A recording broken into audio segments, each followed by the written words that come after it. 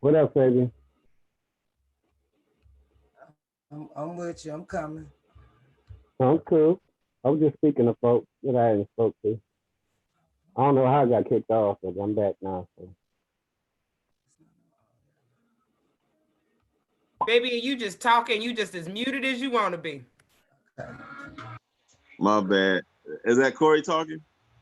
I went for a hot second, brother. I just said what's up, man? How you doing? I'm all right, man. I'm all right. Been loving everything you've been doing. Everything. Y'all hear my music? We on live, so everybody give me a thumbs up. Let them know you here.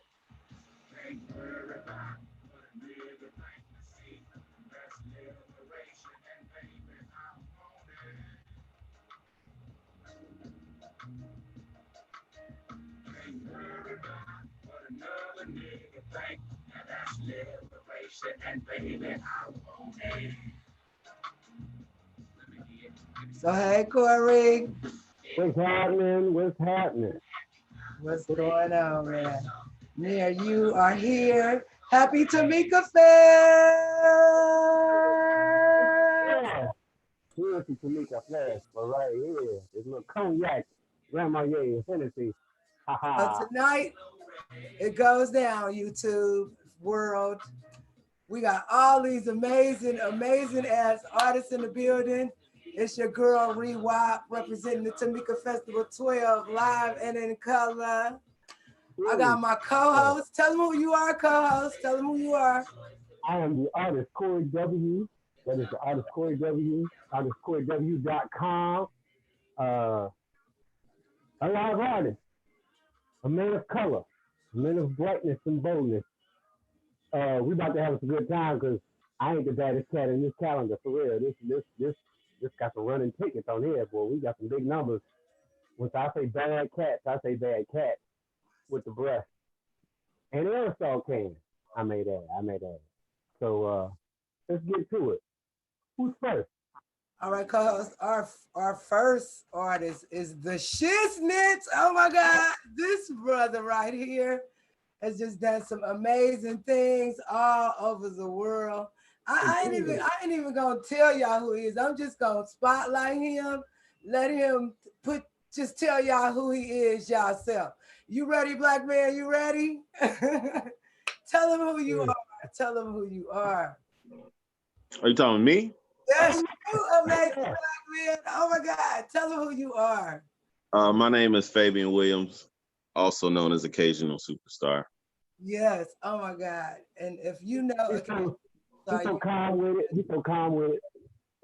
Huh? What was that, Corey? I'm Fabian, Occasional Superstar. He was really downplaying the greatness of this cat. The South Street murals around the city of Atlanta, and I'm sure other places.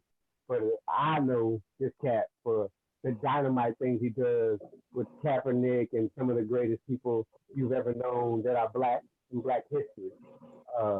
This cat is phenomenal. He's been painting on utility signs, billboards, model stations. Yes. Oh my God. Yeah, let me shut up. I've been watching. Word. It's just amazing. So tell We, me. I was gonna say, me and Corey go way back to like paint live at Mercedes-Benz dealerships. Oh my God. That was like 10 years ago. But yeah, like I'm known for doing guerrilla work in the city, just like throwing up pieces on old dilapidated buildings, because I feel like if someone's not going to take care of their building, then like they're not going to care if I put something uplifting for black people that walk around there. So that's really that's really how I got started, was just like just throwing up murals instead of like graffiti pieces, and like highlighting like civil rights icons or people that I felt like young people should know. So when Kaepernick got blackballed out the league, I was like, we need to like pay attention to him, because what he's standing for is important. And the fact that they coming down so hard on him was, to me, like something significant. So I was really trying to create like a grassroots campaign to get him picked up by the Falcons, because Matt Ryan sucks and we needed a good quarterback. So, and I'm like, and by the way, he stands for like things that are relevant to the civil rights movement. So I'm like, it's a perfect match.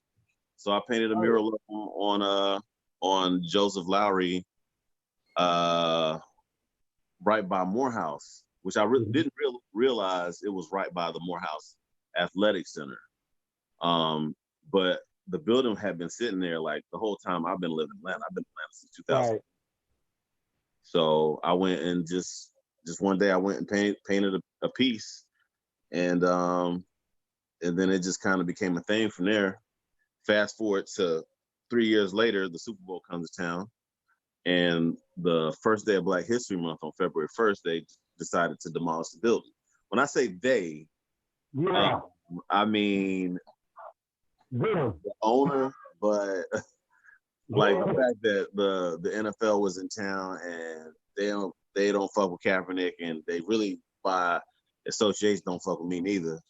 I just assumed it was the NFL. So they demolished the building, and then to counter it, we put up 7 more murals of Colin Kaepernick, because we was like, fuck that. It was a number of things. Like, it was one, it was the first day of Black History Month. 2, it was Atlanta. And 3, it was like, how come you didn't just paint over it? Like, you got to destroy the whole building? And the other thing was, when you demolish the building, you're supposed to clean the debris up within 24 hours. They left that debris there for 30 days. It was there until March. That was really so just a point. It was so many things that was like symbolic, you know what I mean? Like, and the fact that the city didn't do shit about it, like nobody said anything from the city about that building being destroyed, or the fact that we did 7 murals 2 days later, and it went around the world. Like, there was not a paper that was not reporting on that. It got almost as many views as the actual Super Bowl, like the online presence.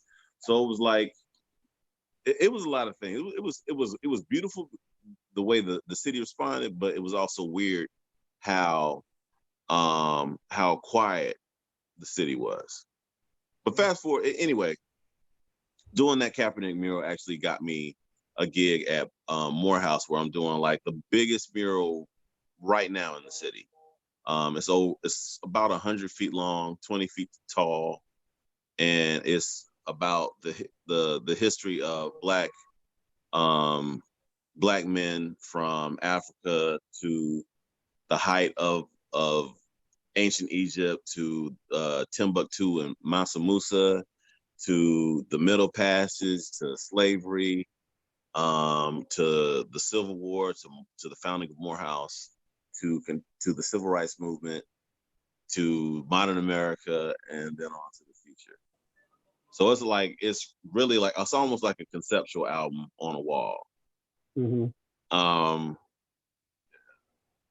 I guess I could just show you part of it. Yeah, I tell the people. I just wonder, do everybody tag you in all the pictures that are in front of your murals? Like, I know it's got to be thousands. Do they tag you? Sometimes someone will see the picture and then they'll tag it. It depends, but I do get, just about every day I get something. Yeah, I'm like, if they not tagging you, I know you got to have thousands. Okay. Oh shit. Oh, that is beautiful. So this is like one of the sections. There's like altogether about about 12 different sections. This one is kind of like just really a portrait of brotherhood, just like the students kind of like gathered together in camaraderie and celebrating, you know, whatever they do in college. I always love it. The energy of your pieces have always been a togetherness and a warmthness and energy of happiness. It's very Thank you, rarely. man. Yeah, like I like to capture. Say it again. I said I be paying attention. Word. I guess what I'm saying is sometimes when you look at a picture, you just see a picture. Sometimes a picture can tell you a story, and what I get is a story from what you do, and that's what I'm saying. I can read. Thank you, bro. Thank you. Appreciate that. So that's a bigger shot of it. Oprah's right next to it, and right next to Oprah is Spike Lee. I'm going through my photographs because I actually was there earlier, but I'm not prepared because I'm awesome like that. That's why we talking to you.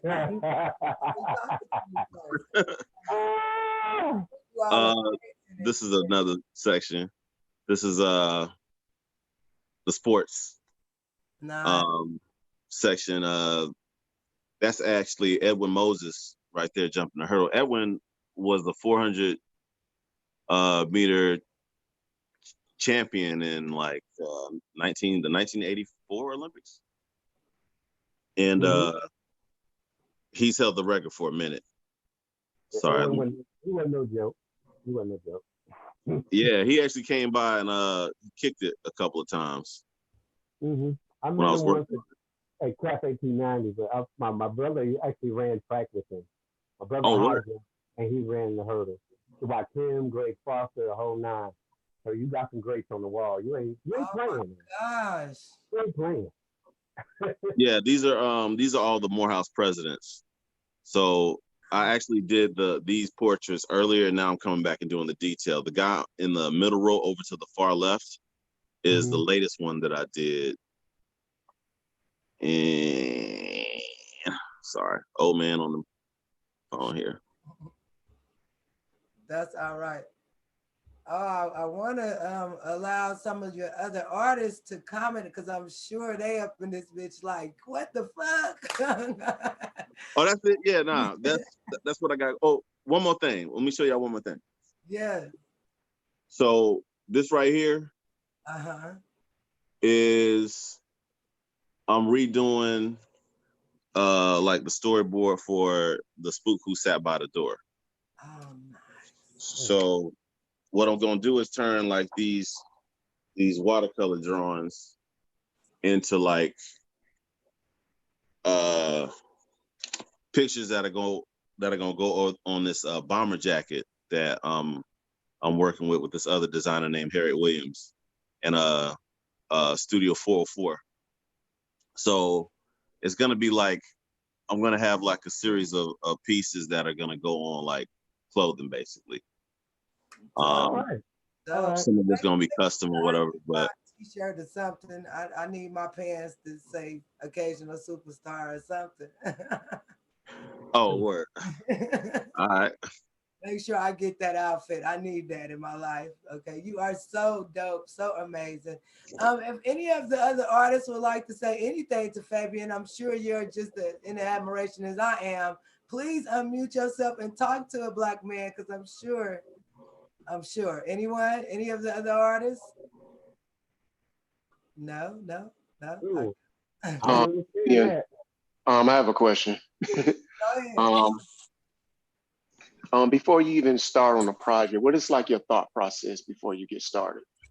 Like, what are you thinking about, like, to prepare? I really start with like vibes. Like I set up my space so I can feel a certain vibe. So I like set a playlist to get me thinking about what I'm painting, and I'll burn like some incense, and it's gonna depend on, I mean, again, the type of mood I'm gonna set. So like if I gotta paint about some difficult shit, then I'll I'll make a playlist about things that make me introspective, and that mood basically just gets recorded in the piece. So, and then I'm also thinking about like who's gonna be in front of it.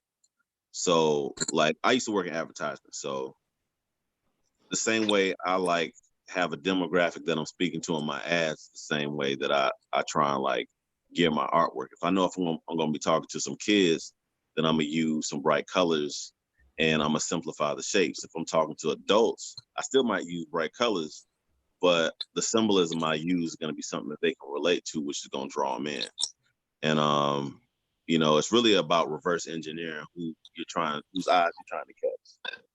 So think about like I would think about it like, you know, like who are you speaking to? You know what I mean? Like it's one thing to be like, I'm just expressing myself, but it's another thing to be like, I'm specifically targeting this type of person, this type of woman, this type of man. You know what I mean?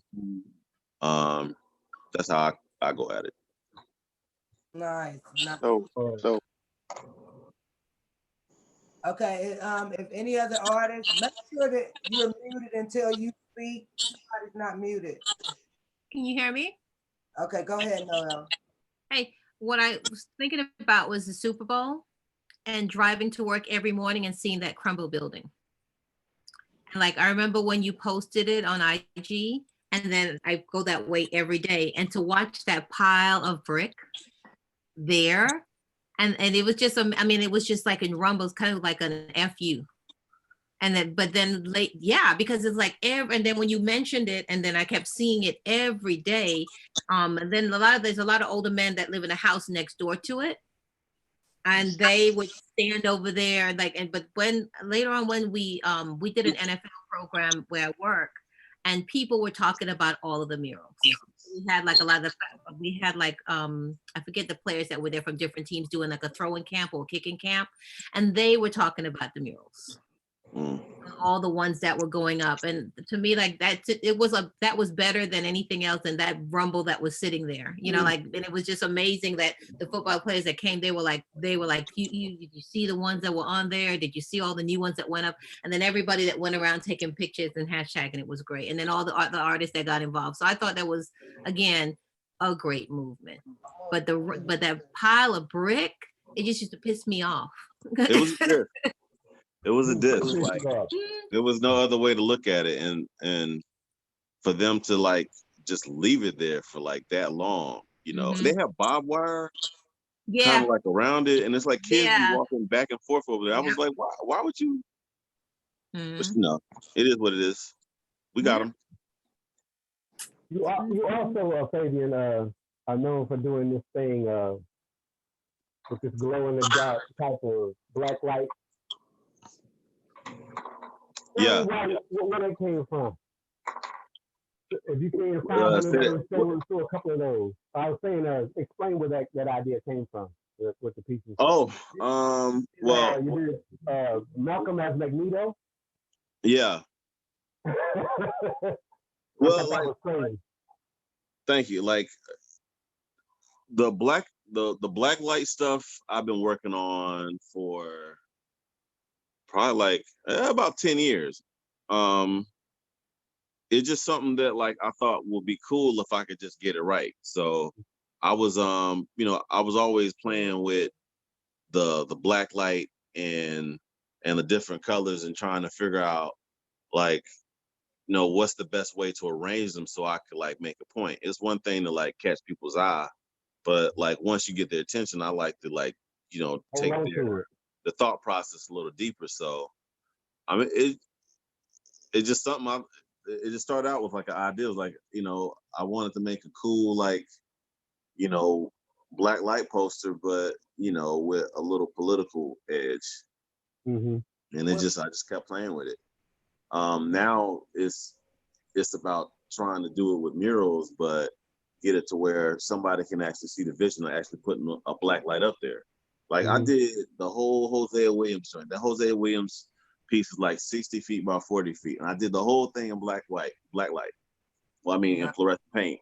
And the only thing they had to do is put up black lights, and they never did it.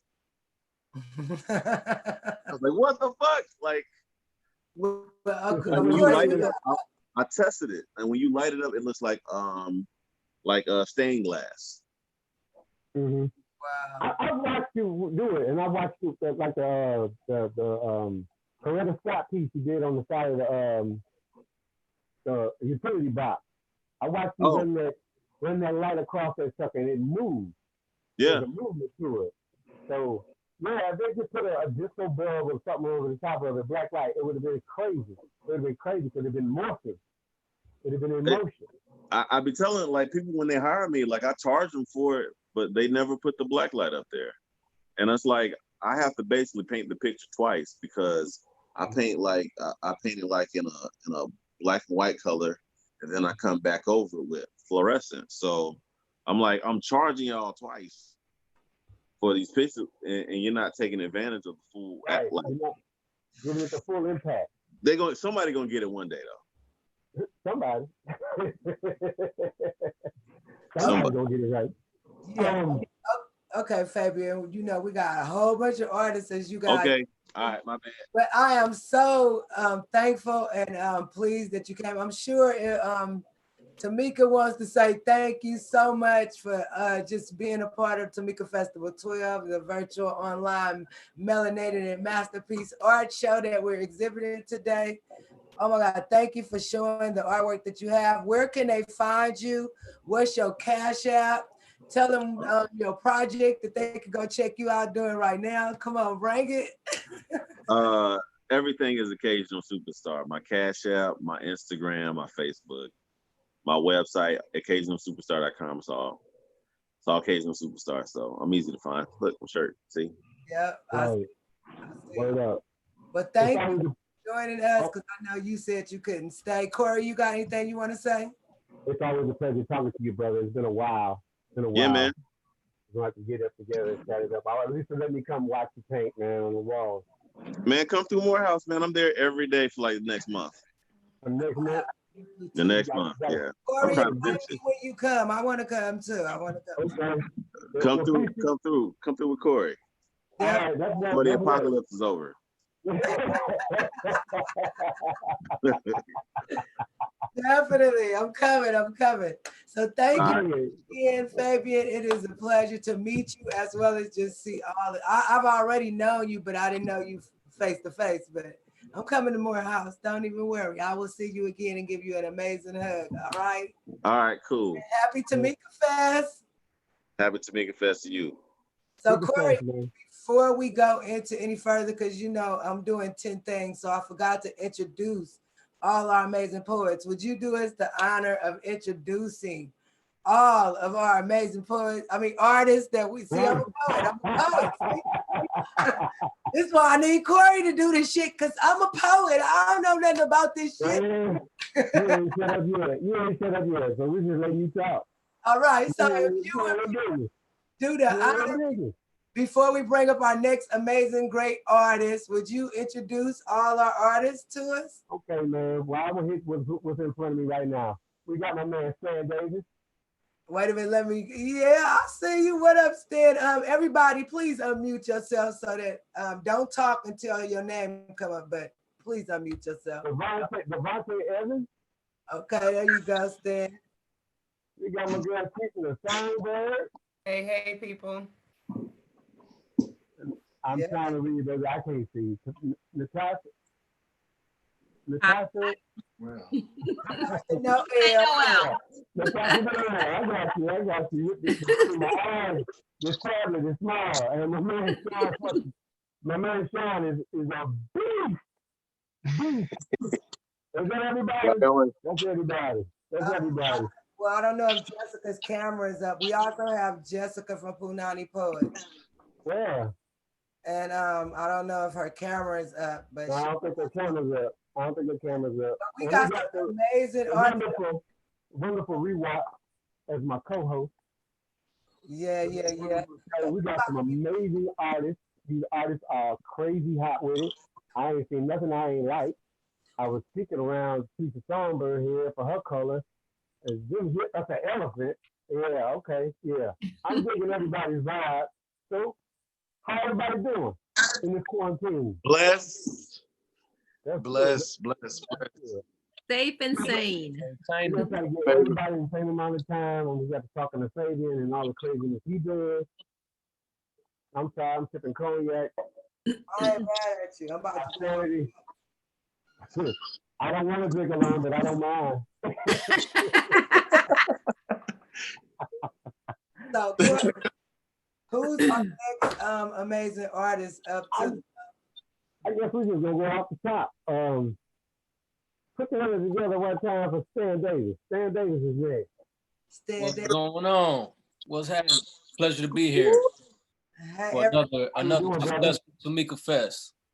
Yes, it is. Yes, it is. How long you been painting, brother? Actually, I started in 2008.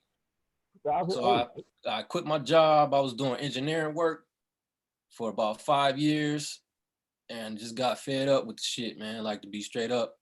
And I went to art school at night and was kind of doing my thing from 6 p.m. to 10 p.m. after work and, you know, getting my creative juices flowing in art school.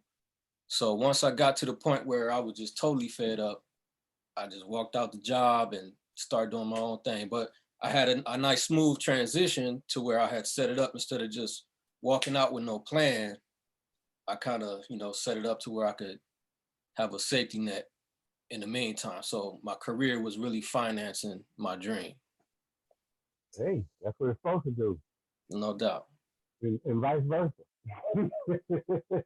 Yeah. So, yeah. So, what's your medium of choice? My medium of choice. Well, actually, I do different facets of art. So I do graphic design mostly, and when I do the paintings, I use acrylic paint, and I also do photography. So I like to juggle any three of those together. And shit, I'm doing really commissions now, so it's really mostly about what people order. Because when I first started out, I was, you know, hustling, painting, learning how to do this and that, and then trying to hustle it off and sell it. So now, you know, after, you know, almost 12 years, I've been selling it first and then create it for you. Well, it works that way too. I'm with that. For sure. As long as the money's moving. Yeah, no doubt. The current is flowing, we all happy. We all happy. No doubt. What's your favorite thing to paint?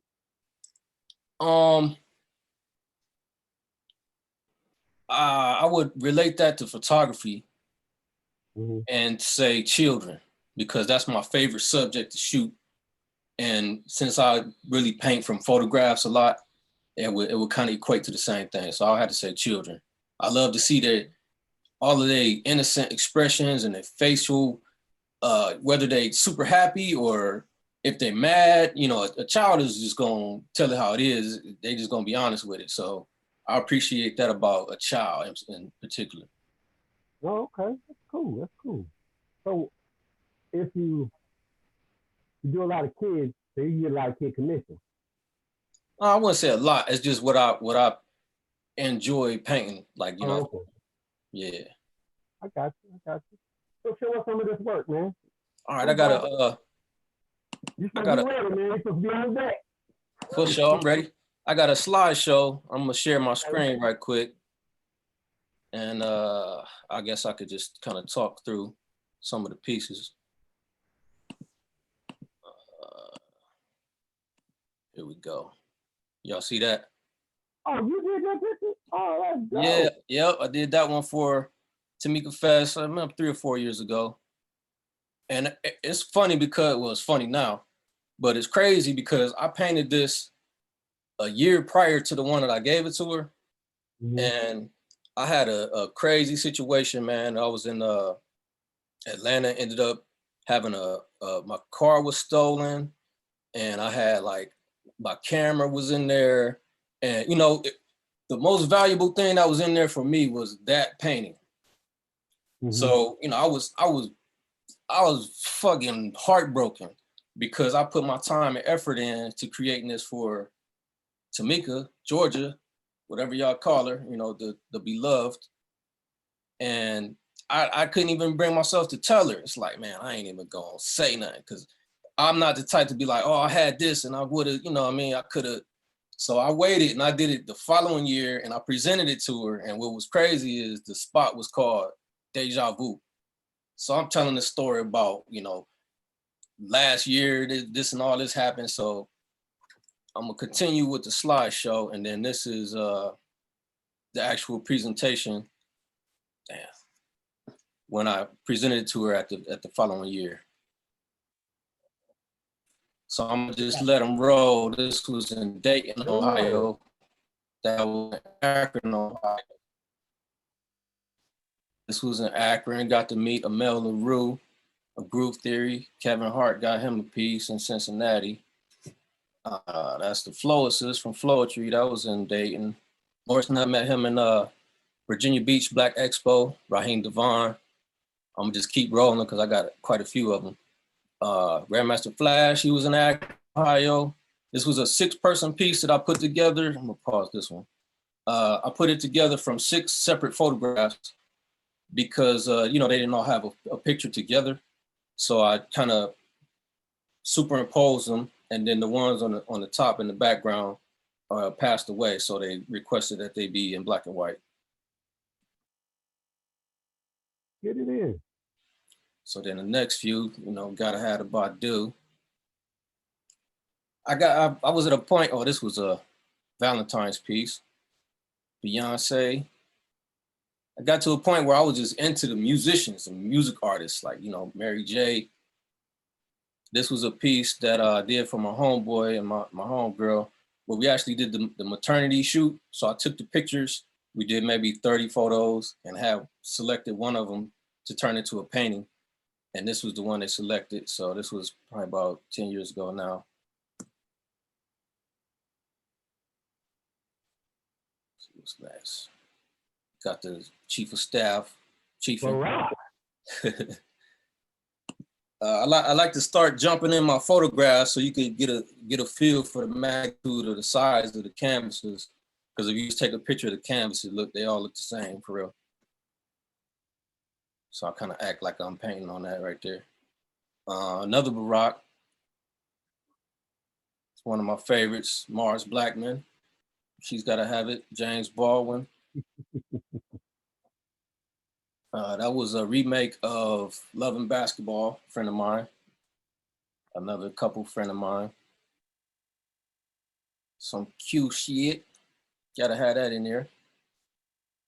Lauren Hill. Jill.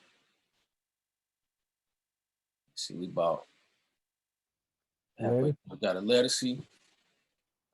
I got the Bob with the 3 different color schemes. That's my homegirl. She was in Costa Rica, Punta Cana, one of the places. This is one of my favorites for some reason. The black woman just do something to me. And I call it dark matter. So you got like the metallic gold flakes in there. And it got a retro feel to it. This is a Cleveland city skyline. That's a DC skyline. Cleveland again. Let's see, Bruce Lee and Muhammad Ali, kind of put them together. I like this one, it's called War and Peace. So, you know, you got the soldiers out there kicking it. Once again, like it's child, I enjoyed doing this one because it was a kid. You see the innocence in his face right there. Okay. That's how I feel most of the time. You got Colin Kaepernick tossing the Molotov cocktail. Got some friends of a friend. This is another She's Gotta Have It piece. Crazy Bros. This is a piece that I just had popped in my head one day because I got in the habit of doing, you know, considerably detailed pieces. And it's like, well, let me do something simpler. Just crank it out. Don't think so much about it. So then me doing that, I call this Unbothered because she just got this rolling her eyes and I installed a bubble into the actual canvas to make it look like, you know, she's blowing a bubble. see, I got the Delta jump. I got a few, I started doing these Greek pieces around January. And if you know about the Greeks, like they got like 4 or 5 Founders Days in a row. So I'm like, damn, I gotta do another one. So I did all of them back to back to back. The lovely Georgia me. Oh, we're back to the beginning. So there we go. There we have that. And those are pretty much samples of the work. See how I get back to y'all. Oh. All right, there we go. You get yourself out. We good? That was good. Appreciate it. I see a lot of color. I like the last piece with the bubble gum. Oh, appreciate it. That was out of your comfort zone and a bold choice. Exactly. Bold choice. Exactly. But I like the color and the glasses, the in your face type of thing that was going on with that. It was really cool piece. Really cool piece. Appreciate it. You loving the work then? Say that again? You loving working on art. You loving it. What am I working on? Yeah.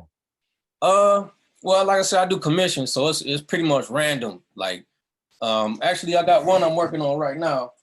It's a tribal piece. Oh, see that? It's like, let me see. Probably 20 people in this photo, but it's pretty much like a rites of passage, you know, Africans passing the torch to the young seeds, doing the thing. So I got to put some more details into that one, which is a pretty big piece. So that's currently on the plate. But like I said, I do a lot of graphic design. So I do flyers, logos, corporate identities, labels for products. You know, if you got some perfumes or some shea butters or whatever, holla at me. You know, pretty much any labeling for like, just for example, I just had this in here. If you got events and you have novelty items, you could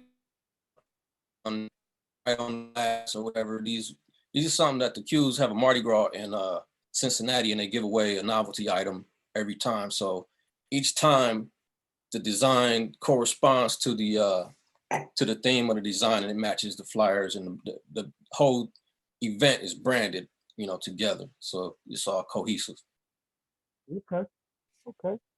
Well, where can they find your work, man, if they were looking for it? They want to get it online? Well, all of my social media is the same. It's man-made artwork. My nickname is Manny, so it's MANNMADE artwork. That's on Instagram. It's on Facebook. If you put the whole / man-made artwork, it's on there. Or you could just hashtag man-made artwork anywhere and I'll pop up. Stan Davis on Facebook. Shit, that's pretty much it. It's kind of hard to ask you when your next art show gonna be. Yeah, it is, because like I said, I don't really create work and then sell it. You know, I'm pretty cool with the commissions because it helps me to spend my time doing other things, like, you know, the graphics and photography and whatnot. But I don't know, it's just something about it that, you know, I don't really want to paint a piece and hold on to it for 2 years. After I done painted it for 2 months, then, you know, I'm not getting no income. I'm not getting paid for that. I don't want none of my artwork at the house. This one was just kind of near and dear to me, so I have this one. And all this original stuff behind me is just some clutter, huh? I ain't saying that. I'm saying how I operate. You know what I mean? Just, you know, it is what it is. Because, you know, sometimes it's just a matter of how I got to keep afloat. You know what I mean? So I keep it moving, keep it bouncing, because I did that before and I was really, it ain't work for me. I'll just put it like that. It ain't work. But I'm getting back to the point where I can paint some stuff that I want to do, because that's the drawback to it, is, you know, getting caught in commissions. I'm doing whatever, you know, somebody is asking me to do. So then what's interesting about that is I got creative and I had to figure out a way to put in front of people what I want them to see. So like if I get tired of painting something and I start painting dogs, a lot of people are going to want dogs. Not even cats and birds, they just want dogs. So, you know, I just got creative and clever with what I want to put out there to kind of entice people and, you know what I mean? Just show that there's just more to painting a portrait of one person. Right. Well, I do a lot of portraits myself, but you know. Right. I love your work, bro. These are all my thoughts and craziness that comes out my brain. So this is what comes out after I done did somebody else's stuff. Gotcha. And sometimes you gotta get those thoughts off your head. And sometimes you think this stuff's gonna sell and it don't. Not right away anyway. Right. It's a matter of time. It'll go somewhere. Yeah, I love your work, bro. And I appreciate the way that you do your stuff live. It's like real raw and organic. That's to be saluted right there. Appreciate you. Appreciate it, man. Appreciate it, man. I'm trying to get back to it. I wish we had more live venues to get into. I mean, when this is over, we can get back at it because this is driving me crazy. You telling me. For you sure. can't be that creative at home by yourself. Right. You gotta see something happen. Ain't nothing happening. But it was good talking to you, man. Likewise, brother. Did you give me Instagram? Man-made artwork. MANNMADE artwork on all the platforms. TikTok. You got I ain't on TikTok. Facebook, Instagram. Yeah, get it all out there. Shit, that's it though. Facebook, Instagram. Christian Mingle? What's your Christian Mingle account? I definitely ain't on that. Definitely ain't on that shit. Shit. My PayPal is man-made artwork. Get that cash up out there, man. Get that cash up out there. Man-made artwork, or the whole nine. MANNMADE artwork. All right, brother. All right, man. Appreciate you. We gotta go to the next one. We're gonna go to the next artist. Where everybody at? Oh, here we go. Here we go. I got these ladies, man. I can't do it without hitting one of these ladies up. Put your hands together right now. I know y'all at home, y'all clapping, y'all sipping y'all wine, and y'all looking at this fine art. Check out my girl Teresa the Songbird. Hey. There you go, girl. There you go. How you doing? I'm all right. How you? I'm pretty good. I can't complain. I'm gonna try to stop kicking my laptop so y'all can see me clearly. I've been kicking my tripod 3 or 4 times. All right, mama. Tell them how long you been painting? I started painting in like 2008-ish. My little sister actually has a degree in fine art, and she is the one who got me started on this whole painting kick. So I started off painting like custom earrings. There's quite a few people in the world who have a pair of my custom earrings on hand. And it was fun. I really enjoyed doing the work. I enjoyed, like Manny, I enjoyed having somebody say, this is my idea, and then me being able to put creativity behind their idea and make something for them. And something that, because I am an entertainer, I also knew that a lot of the women who were ordering my earrings were going to be up on stages. So it was almost like free marketing.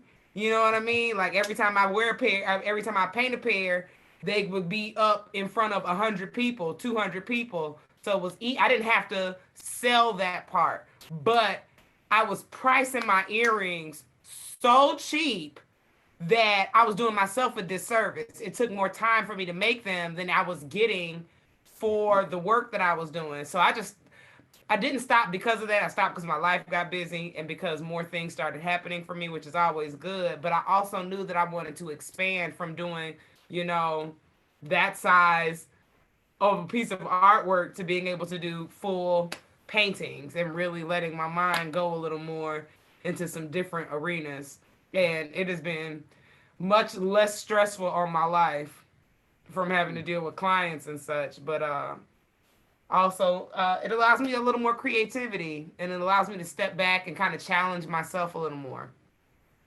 So you get a chance to show your work a lot in different places? No, this is actually my very, very first time showing anybody that hasn't been to my house, or like I'll catch you in the corner of a club and be like, look at my phone, Corey.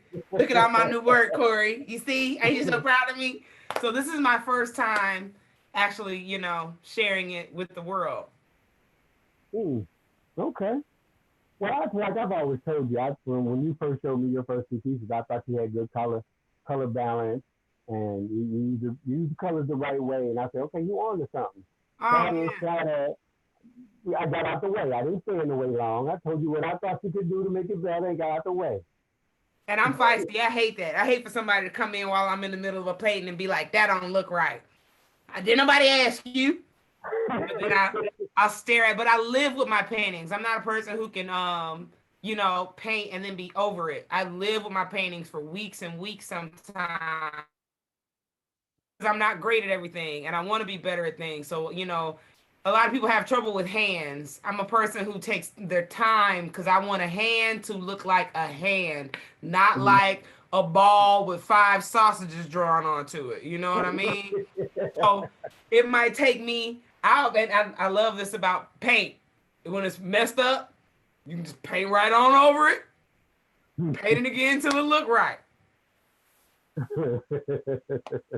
So, and that's my thing. I just think I've always been, even when it comes to like me as a spoken word artist or as an entertainer, I'm very difficult on myself. I try to be my own worst critic so that I can push myself to polish my art on every level. All right, let's see some of it. Okay, well, I'll bring this all the way into view so y'all can see. This is probably my favorite piece right here. It does not have a name. I don't know where she's going, but she's on her way. Yeah, I just love it because it has no while I tried to give it depth and perspective, it doesn't really have a background, you know what I mean, to reinforce the depth and perspective. It really makes you kind of focus on the subject. And I just thought it was dope. You ain't never gonna see an elephant with no big ass wings with a disproportionately tall pregnant African goddess riding her back with the sun glowing behind her. Everybody need a little magic in their life. And it's one I really wanted to show you because it's big as hell, and I love it to death. Okay, yeah, let's do this one.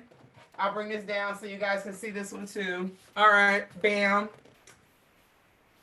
We got the mother of the universe. I like that. Yeah. You see, I'm tall, so you see this is not a small painting. It's not. It looks about 24 by 30? Maybe Yeah, 30, I think so. 40? Yeah, like 2 feet by 3 feet. Yeah, okay. Yeah, what I love about this one is I really thought you see them little roses in her hair? I thought that was going to be the most difficult shit to do. It took me like 3 minutes.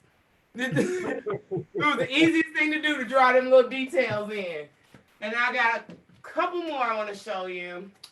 Oh, this one right here we love. This is my favorite. It's called Lovers in Lotus. Those are nice too. I love the colors. Again. Yeah, when you get up real close, you can see I kind of gave them a little day glow around the outside. Crazy with the color. Thank you. That pink and them blues. On it. Trying my hardest. That's nice.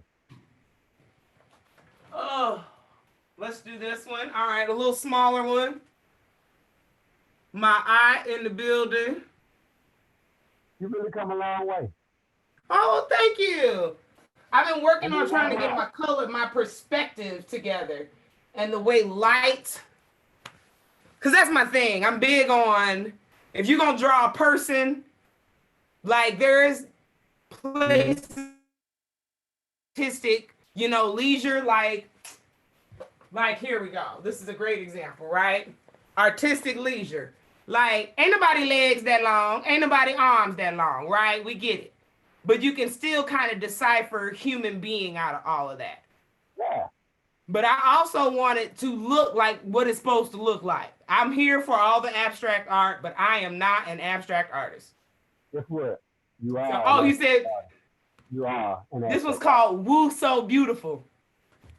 Woo So.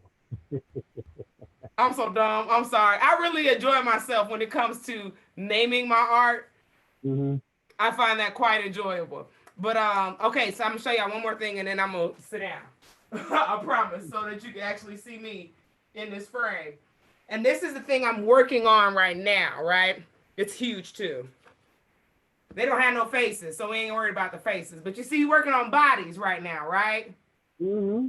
So I just been trying to work on my perspective of making things look like they should look. It took me so long to get this man's arm down here to look like it made sense down here. Mm-hmm. You know what I mean? Just because the human form works a certain way. So when you draw two things and they interact, they need to interact like they would naturally, logically work in the world. I can't stand to see art and arms just be coming out from wherever, limbs just be moving in whatever kind of direction that they don't actually move in real life. Like, and the way that the directionality of light works when it hits, like, it may not seem like a lot to some people, but I have taught myself everything I know about art. I never took a class. I never got any sort of that sort of input. So when it's time for me to create depth or want to create depth, I have to really like look at light and why things are brighter and why things are darker, and how to create that idea of voluptuous shape as opposed to just a flat circle, you know? I know. Well, you know, I know somebody, you were the one who was telling me. I ain't getting in the mix. But I think it helps too, being a woman. I think it makes it much easier to be a painter if you are a woman who wears makeup.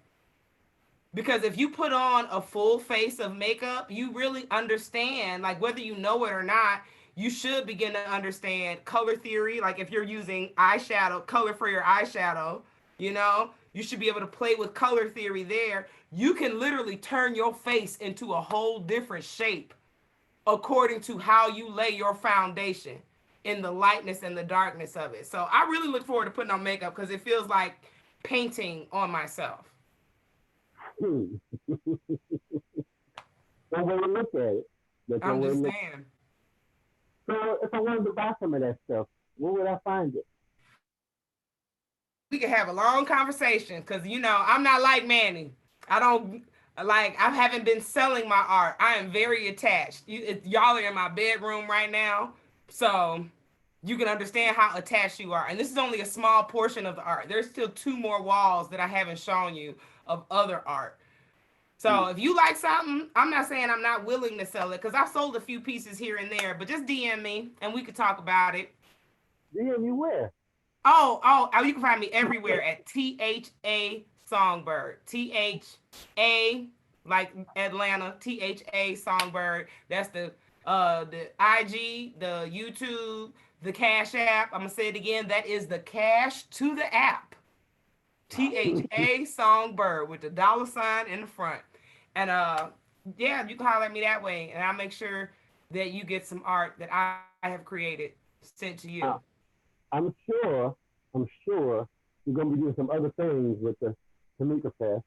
Oh yeah, I've done a lot of actually also art adjacent. So like Manny, I also am a graphic designer, and I've done, you know, quite a few logos for a few different people's businesses. I've done maybe like 2 or 3 of the past sets of Tamika Festival logos, and I've done this year's Tamika Festival. So anything that you've seen that is Tamika Festival official, all of the event schedules, all of the promo materials, any of the overlays for all of the artists. There's a lot. I've probably done like 12 or 13 different flyers so far just for this year's Tamika Festival. Okay. I love Georgia Meat. we all love Georgia Meat. We all love Georgia Meat. That's why we're here. Absolutely. So, but on top of, if you want artwork or if you want some graphic design work done, I'm not the best in the universe, but I'm pretty good at what I do. I'm just saying, I'm pretty good at what I do. And I'm reasonable in this quarantine season. Some of y'all just started a new business. You're gonna go to Fiverr and you're gonna run over on 8 other people that got a logo that look just like yours for the $5 you spent. So come holler at me, holler at Manny. Y'all heard what we do. Come holler at us. Get you a full-fledged suite of what you need. Because we work with, this is the thing people don't understand. We work with white people. That means we understand how to take you on a fried chicken business. I hate to make it so like very, very black, but like we know how to take your black business and turn it into something that can gravitate to a global response, to a demographic outside of just your homies who you want to purchase your product. That's something that I think a lot of people don't understand, and how the art bleeds over into making it a commercial thing that you can actually live off of. Is that you study art long enough to get it, like Occasional Superstar was saying, you learn what the people are looking at and what they want to look at and what makes them comfortable and what makes them want to buy certain things. You're right. Thank you, Miss Teresa. No problem. Thank y'all for having me. Moving right along to the next artist, since you were talking about perspective, we're gonna go to the king of perspective in my head. Yeah. I love what he does. Sean, Monkey, Art, y'all give it up for Sean. Y'all let him know y'all here in the room. This cat is a king. What's going on? Thank you for having me. Appreciate it. You got it, brother. You got it. So how long you been painting? Well, I started painting back in 2002, right after I graduated from high school, but I've been doing art ever since I was 5. Drawing, is the medium that I start off with. It's basically the foundation for me, and how I got started is that I saw my pop do a drawing of my sister. And ever since then, I was just fascinated, so that's what initially got me started with that. But I've been painting ever since 2002, and I didn't look back since. So yeah. Come on. Yeah, that's it. Well, yeah. You may, I think it's acrylic, or you using oil? It's funny. I started out in oil paint, Mm-hmm. because that was what I was given. And from there, I just started developing my talent, with the oil paint. I'm self-taught. I never really took I never really had any formal training, so I'm self-taught. So I did the oil paint for maybe like a year and 2. And then eventually, I came across acrylics and I just fell in love with it, just the technicality of it, the simplicity of it. I mean, now it's like in my head, something that's so simple, but you can make it so complex by learning different techniques and, also, with the principles and elements of design, taking those principles and creating something totally new, just based off of your own rules, and that's one of the things that, I kind of stand true is that you make up your own rules, it's nothing is really absolute. It's just based off of your own imagination. So acrylics does that for me. Acrylics allow me to, really tap in and like really push deeper into the type of art that I like to convey, to the people. The type of artwork that, I like to do is still being defined, right this very moment, because I'm constantly changing. I'm constantly reinventing myself, but the thing that I always say is that I like to create worlds that people can get lost in, and based on those worlds, they have a narrative, they have a story. I'm very story driven when it comes to the work that I do. And a lot of those stories are, they incorporate, small bits and pieces of my life, things that I went through, things that I'm still dealing with. That's how I cope, with, the things that I deal with, is put it in my art. That's pretty much an extension of my voice. It's the way I communicate with people. What's going on with Sean? And also just, as far as like the view perspectives and everything, just my perspective in life, what's going on around me, the type of people that I gravitate to. There's a number of artists that I really, look up to, as far as their style. There's a few of them, so I pick different pieces from these different artists and I incorporate it to what I already know and try to create something totally new and eye-catching to the public. Well, I love your work. Since the first day I saw it, I thought this stuff was over. Who this motherfucker? Appreciate it.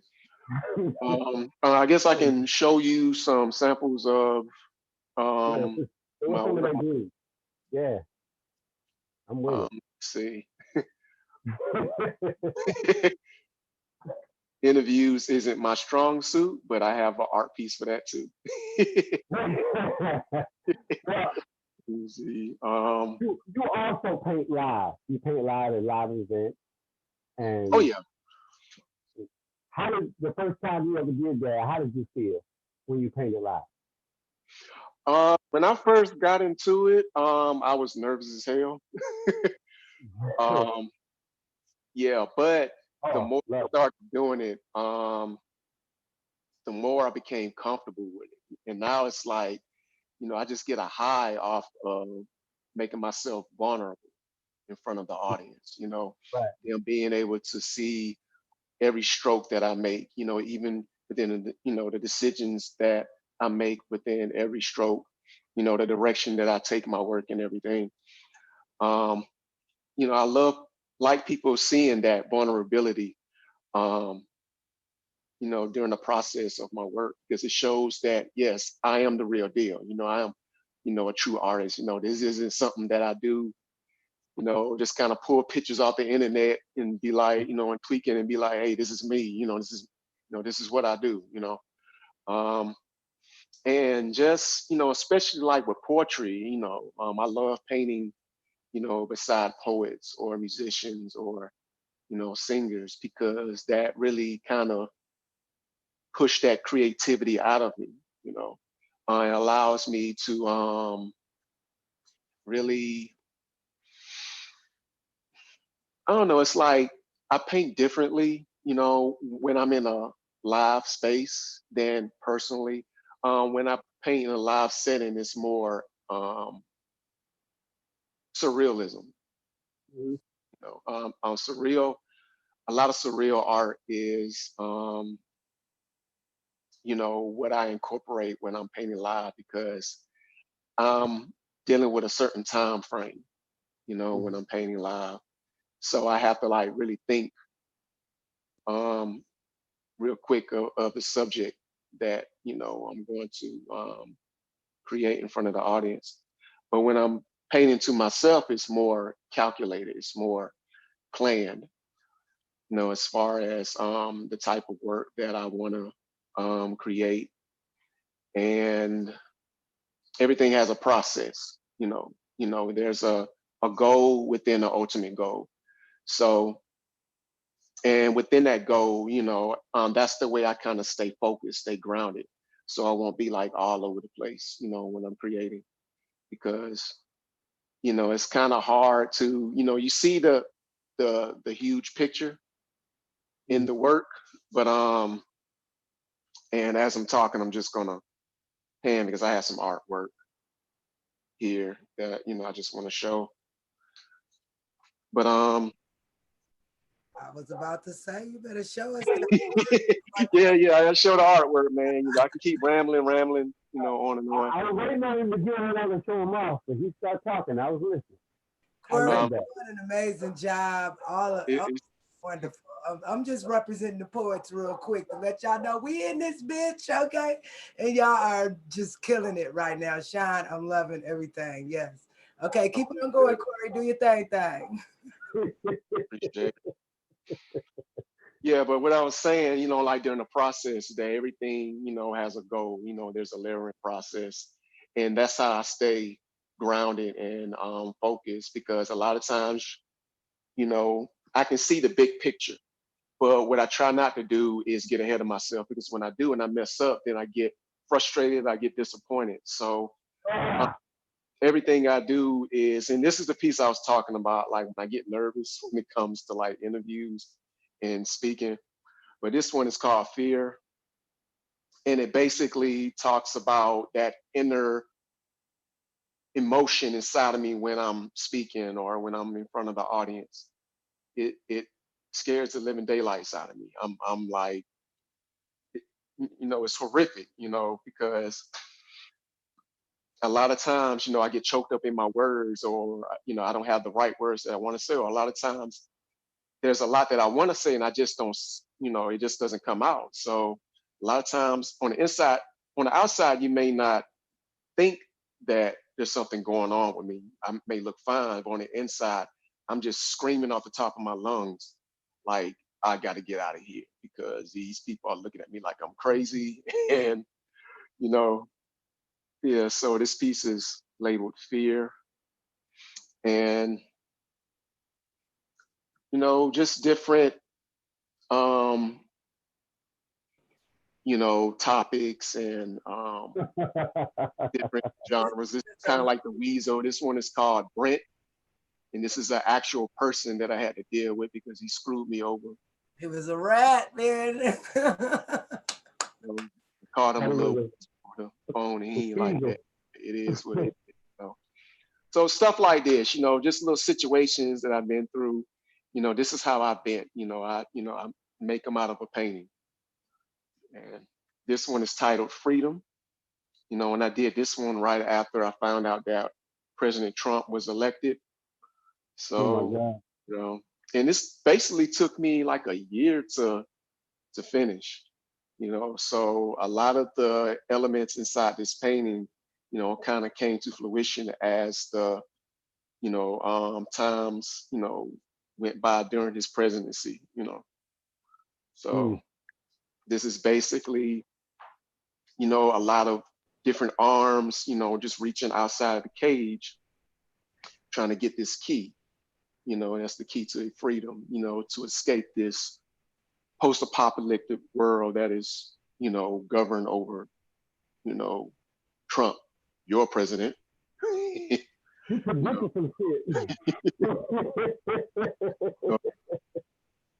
No, just a lot of different styles that, you know, I've been playing with, you know, just to kind of, you know, see what I can do, you know, just to kind of broaden my palette and everything.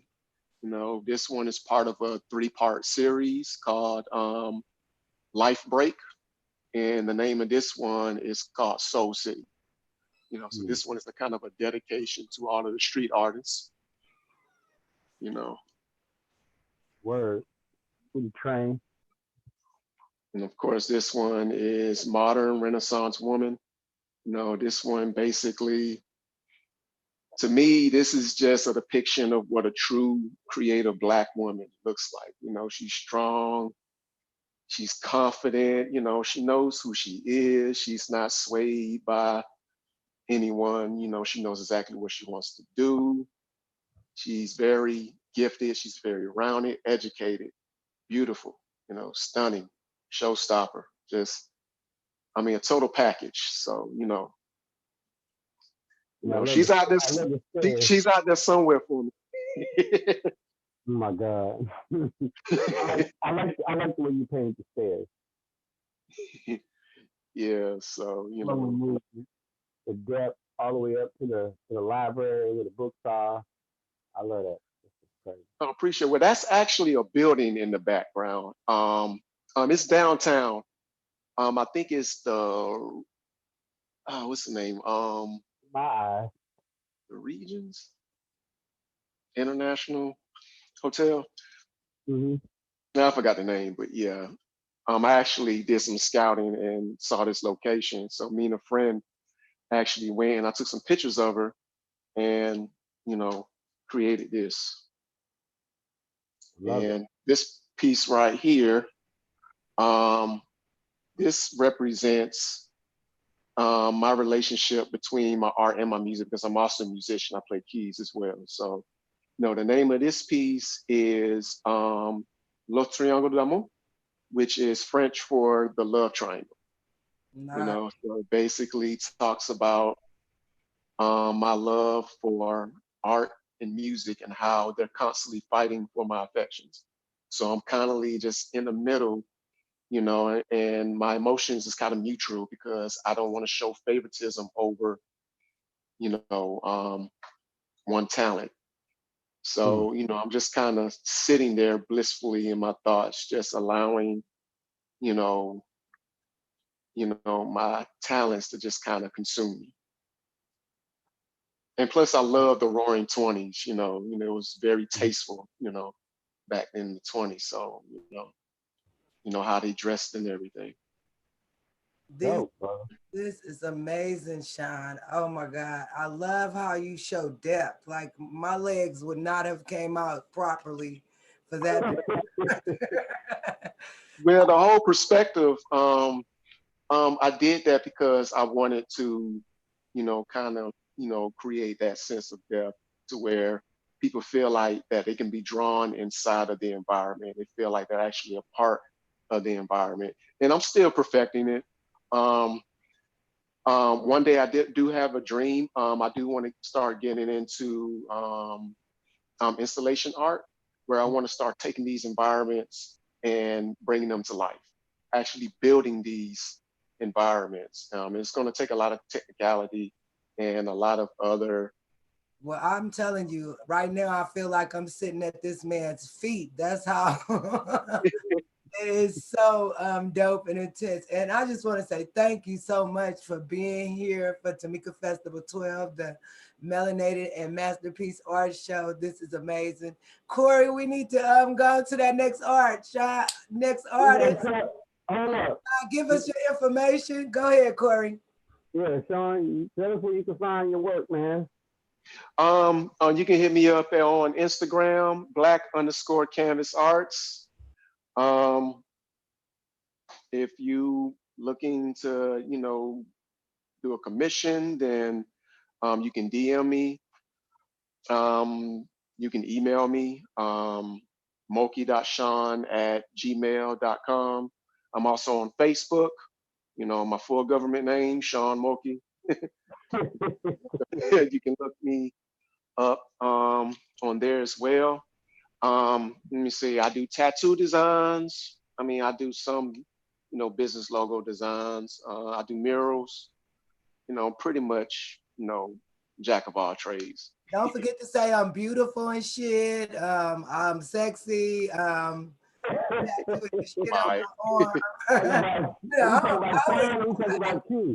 that. Anyway, thank you so much, Sean, and happy Tamika Fest. Thank you so much. Thank you for having me. And who next up, Corey? Who next up? Noel. Yeah. Y'all going to Miss Noel? Yes, let's do it. Let's do it. Hey, Noel.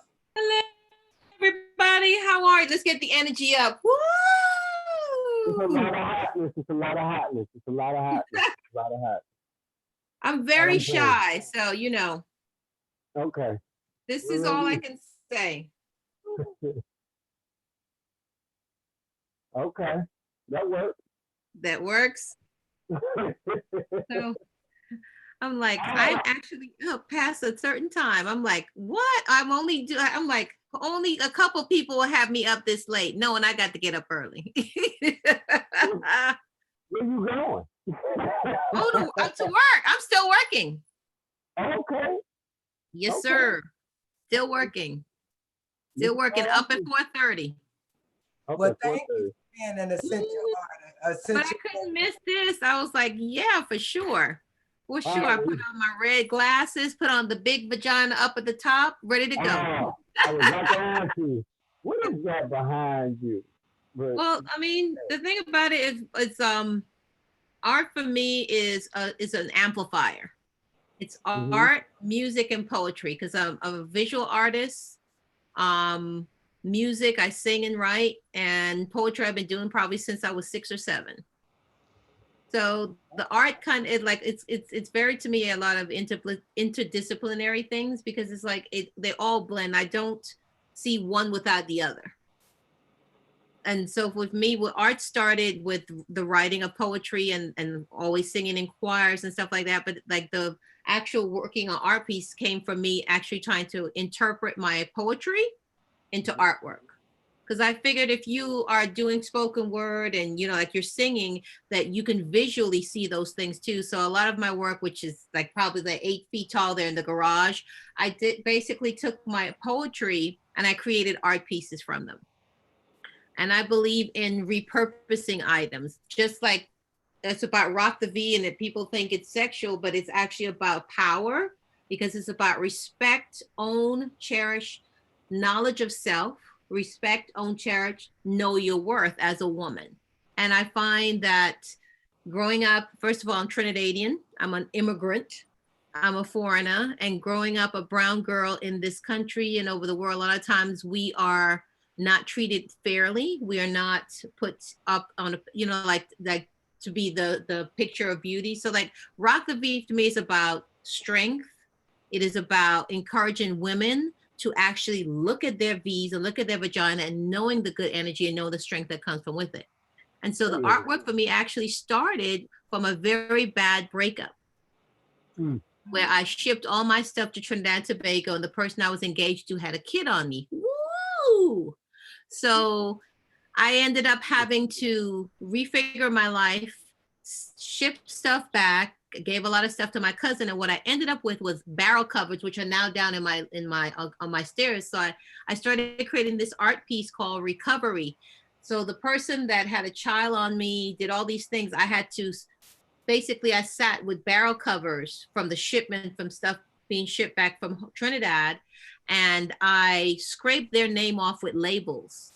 And then I took those barrel covers, beat the shit out of them, knocked them up, created an art piece called Recovery, because when I saw the barrel covers, I figured I recovered my life back. And during that time, I wrote a lot of poetry that became art pieces. And really from there, it's when a lot of things started for me as far as like with the artwork, because I've always sang and I've always written. But I was trying to figure out a way. I love acronyms like Rock the V, and then I do a lot of things like having to do with functionality, aesthetic, artful living. Art for me is like, my world is the canvas, and I'm not shy about those things. I'm not shy about a vagina. And I've learned that women, more so, which is interesting, are more uncomfortable with talking about the vagina and the strength of the vagina. And it's amazing to me that I when they see it, they're like, is that a vagina? And they start to whisper. And it's always interesting because I'm like, yeah, it's a vagina. And when you're walking around with a shirt, I've been stopped many times when somebody says, where's that strip club? And I just say, oh, let me explain to you what it is. My cousin, actually another artist, who's a very good artist, she came up with my logo. This is the main one, and there's one that just has a simple V.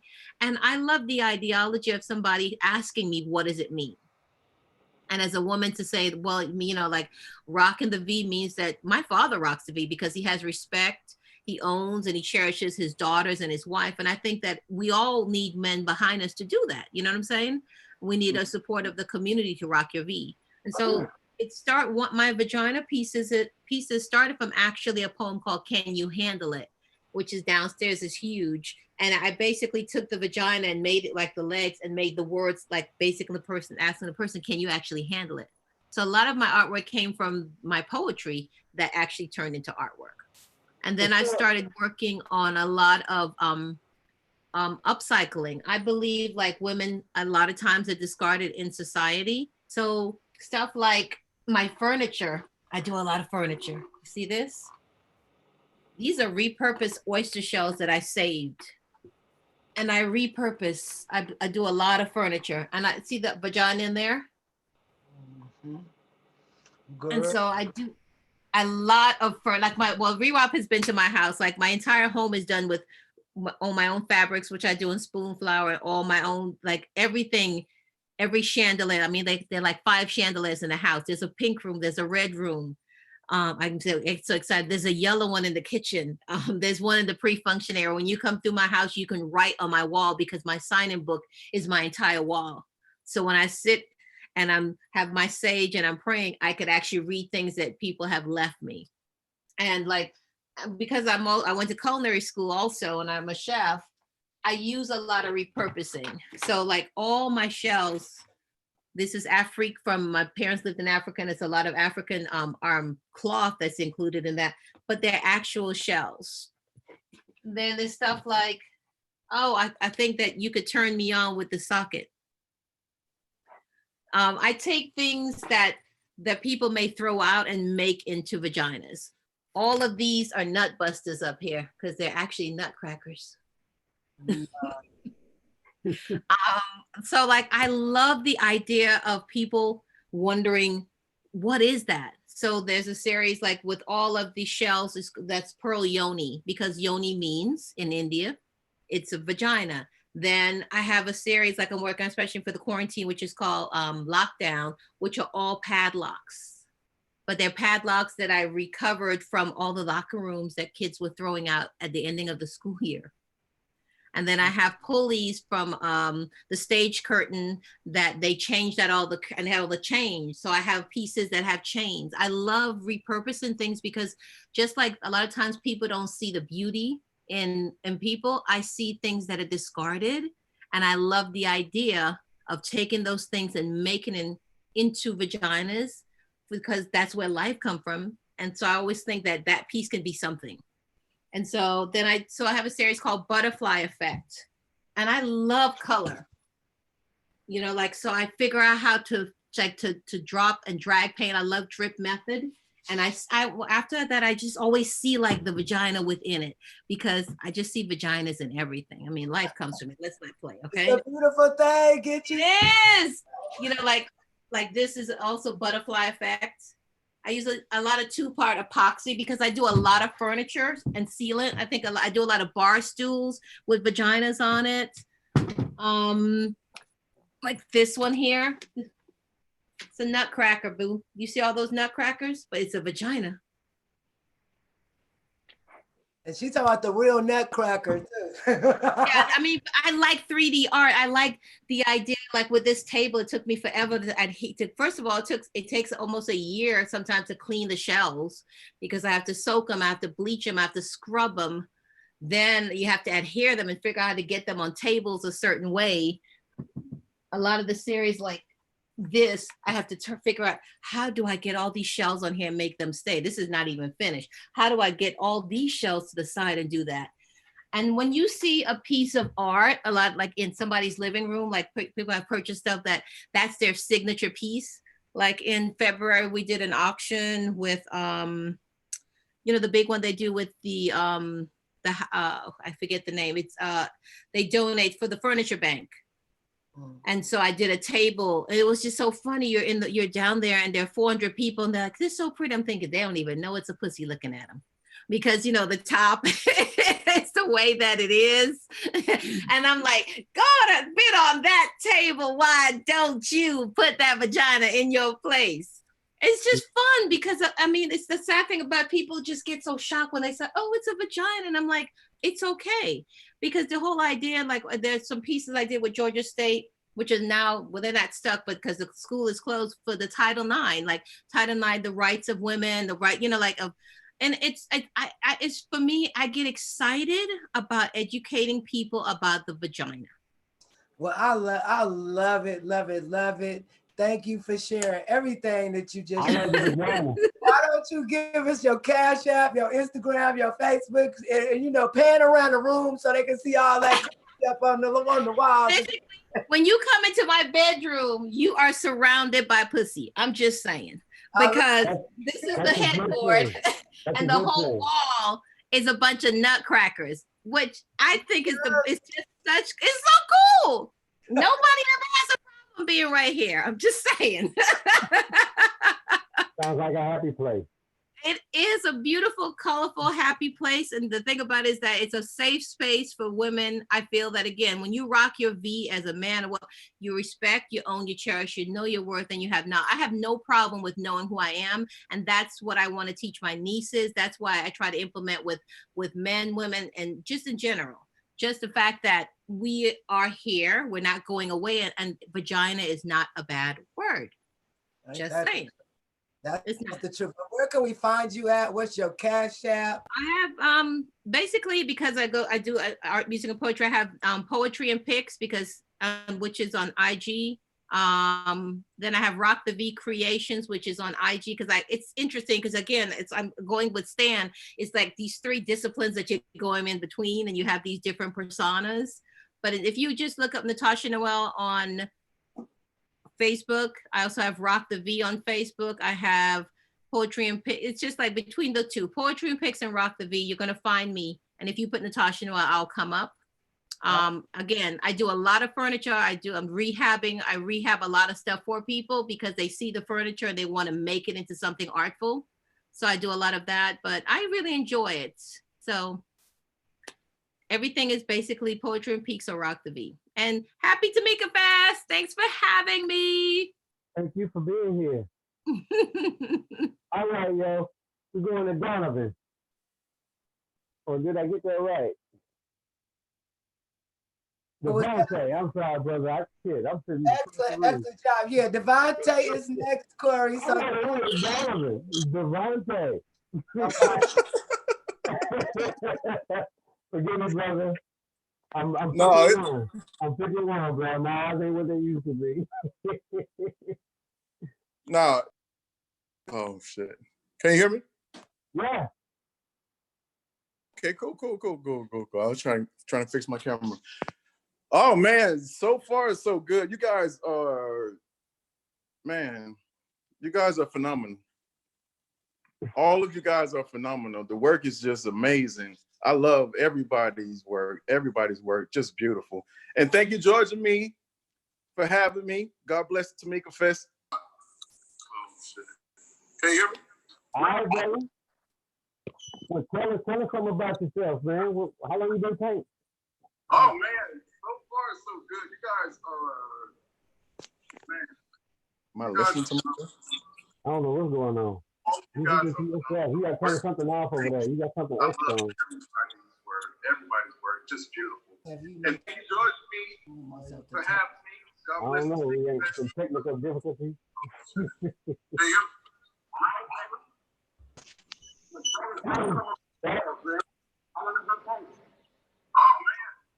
What happened?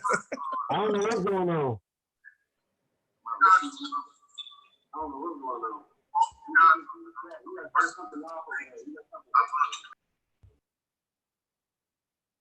Hello?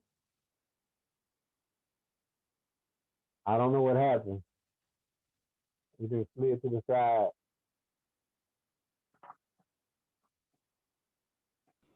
do you hear me? I can hear you. Okay, Devante, you on there? I think we lost him. Did we lose him? I'm trying to. Yeah, we lost him. All right, well, no, there you go. He coming back in right now. I just admitted him. So yeah, once again, if you are checking in, this is Tamika Festival 12, and happy Tamika Fest. Happy Tamika Fest. Yes, this is Melanated and Masterpiece Art Show. We have featured some amazing artists. Now, who are some of the artists we've already talked to, Corey? The occasional superstar, my man Fabian. Yes, oh my God, occasional superstar, the muralist, Teresa the Songbird. Yes, Sean. John Monkey. Who else? Stan Davis, Man-Made Productions, and it's only getting better because I got to talk to you, shit, and look at all that shit that's amazing behind you. But before we do that, we're gonna talk to this amazing Black man who also does murals. Give it up for Devante, Vitamin D, amazing. Vitamin D. Wow. Can you hear me? Yes, we hear you loud and clear, Black man. I don't know what happened. I'm sorry, Corey. We lost you, brother, but we got you back. No, I've I've been painting. I've been drawing since like 3rd grade, and I fell away from art. Being a dad, you know, trying to take care of my kids and doing what I need to do. So art kind of got behind me. But later on in life, I have 3 daughters, and my youngest daughter, at a very young age, picked it up. And I knew right then that was a sign for me to get back into it. So I think ever since 2016, 15, 16 is when I really first started painting on canvas. Okay. I just started painting on canvas 2016, and I did a commission for a guy, also did a mural in his gym, and I've been painting on canvas almost every other day now. Yeah, man. Well, show us some of this hotness. A lot of the work that I do is like, I use like acrylic paint, and nowadays I like to be more creative, so I'm using a lot. And at first I started out with like a lot of other people. I was like drawing people faces, like drawing people, and I kind of like shied away from that because I didn't want to do what a lot of people were doing. So I kind of I got into abstract art. So I like colors, and I like being free, not being so stressed on how to draw an ear or a nose and like that, anything like that. I wanted to be free with the painting. And sometimes I come in with a goal on like what I'm shooting for. And a lot of time I allow the Most High to move me into what I'm about to paint. Because I'll have this one vision, then he'll move me into something else. And the more I keep painting, the more I paint what he gives me and not what I came in to do. So I like working that way. I like for him to move through me. And I'm painting it, but I'm a fan at the same time because I want to see the outcome. That's just how I am. So all the work that I do is different. I try to do a lot of different things, like this painting here is spray paint to get the background and get that purple in there. But you see that green inside the smoke, it glows in the dark. Just like the lights on a train. I put the paint on so it glows in the dark. I wanted this little town. I don't know where this came from, honestly, but I'll put the rocking chair and that dog there, a little barbershop, stairwell. And this train is just in this town. This train is just about to take off. And I felt like that kind of described me a little bit, you know? And that's one of the reasons why on this train, I put my birth date, but nobody knows that. So a lot of other abstract art, I just like being free. I like colors. I just like to go sometimes and lay out a lot of paper and just whack the hell out of the canvas. I have a lot of canvas I have a few paintings that I've done, and I put this tic-tac-toe on it. And the tic-tac-toe is in different place on every painting, but it's always missing that last X. I don't know what made me do it. Something about the spirit made me do it. It means something to somebody, even something to me I can't explain right now. I guess is that making that next move in life, the final move. I don't know, but I have 5 paintings that the 2 X are in different spots, and none of them have all 3 X's in them. I don't know what made me do it. I just came up with it. This is my latest piece right here. This is crushed blue glass.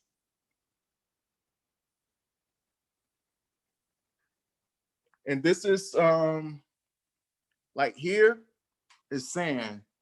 There's stuff you can buy in the tube that creates this sand, and it comes in different colors. Here I put a yellow, but I went over it a little bit with the gold paint to give it that sand look, washed up on the beach, and added the water. Like I said, all of this is crushed blue glass and some crushed white glass as well. So a lot of mixed media then. Yeah, I just like trying stuff and just like I said, being free with the paintings. I didn't name any of my paintings. I don't have a title. I don't have a title for my paintings. I don't. I just paint. I just do it. I come up with a name later. I guess I'm like that with my poetry too. Sometimes I just write, and I guess I'll title it some other time or at the end. I want to do this piece for the sisters that was very empowering. Songbird, Rewop, Georgia Noel, for all the sisters that's very empowering, that send out this love. See all that love just blowing out? You guys do that to me. Oh, we love you too, don't it? Oh my God, we love you too. Okay. This acrylic piece here, I love the colors in it. The colors are sick to me, and I feel like it could match in any home. This is a piece I call Babe. As you can see, the letters out. I put them out that way. I love this piece because it's so colorful. This piece is Walk Slow. I figure if you walk slow, if we slow down sometime, we can enjoy the view, the beauty of the, of the city, yourself, your life, if you just slow down and enjoy the view. And that's what that led. Wasn't trying to do it, but I did it. I like it. Oh my God, your artwork is wonderful, Devante. And where are we going with this one? Well, look, I'm doing all kind of traveling on this board. I didn't title this one either. I mean, this is the city. 44770-678. Like wherever you are. That's Atlanta's video game. 285. What do you say? The title is 285. There you go. 285. Take you around the perimeter. This piece, I was just being free on it. I haven't titled it or anything, but I did all sorts of stuff to this painting. I even put my fingerprint, my hand. I think I used some bronze paint or whatnot and put my fingerprint in it. I think I have 2 fingerprints here, but wherever it goes, my hand will be on this painting, whatever home it goes into. So I don't know. I haven't no title for it, but I love the hell out of the colors. Well, your artwork is amazing. I'm just so, and oh my gosh, just amazing. I truly believe that train scene is one of your previous ancestral past things.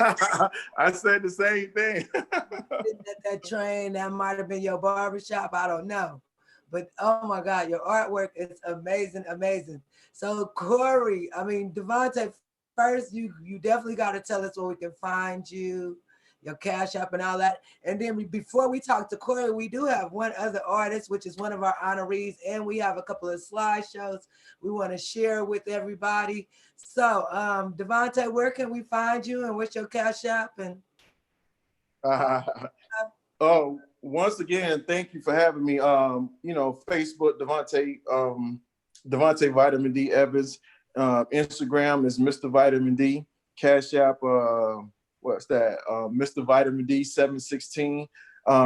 Majority of my work is on my Instagram, Mr. Vitamin D. I'm currently working on the art page and whatnot. It's gonna be real dope. But you guys are amazing. I'm praying for you all and praying for you and your family. And God bless us all. Why the hair in that picture look like you done messed up somebody's weave and taped it to the... You got on the hair. Oh God, who weave you to add it to the canvas up here? That means I did a good job then. Shit. Now she's doing her hair.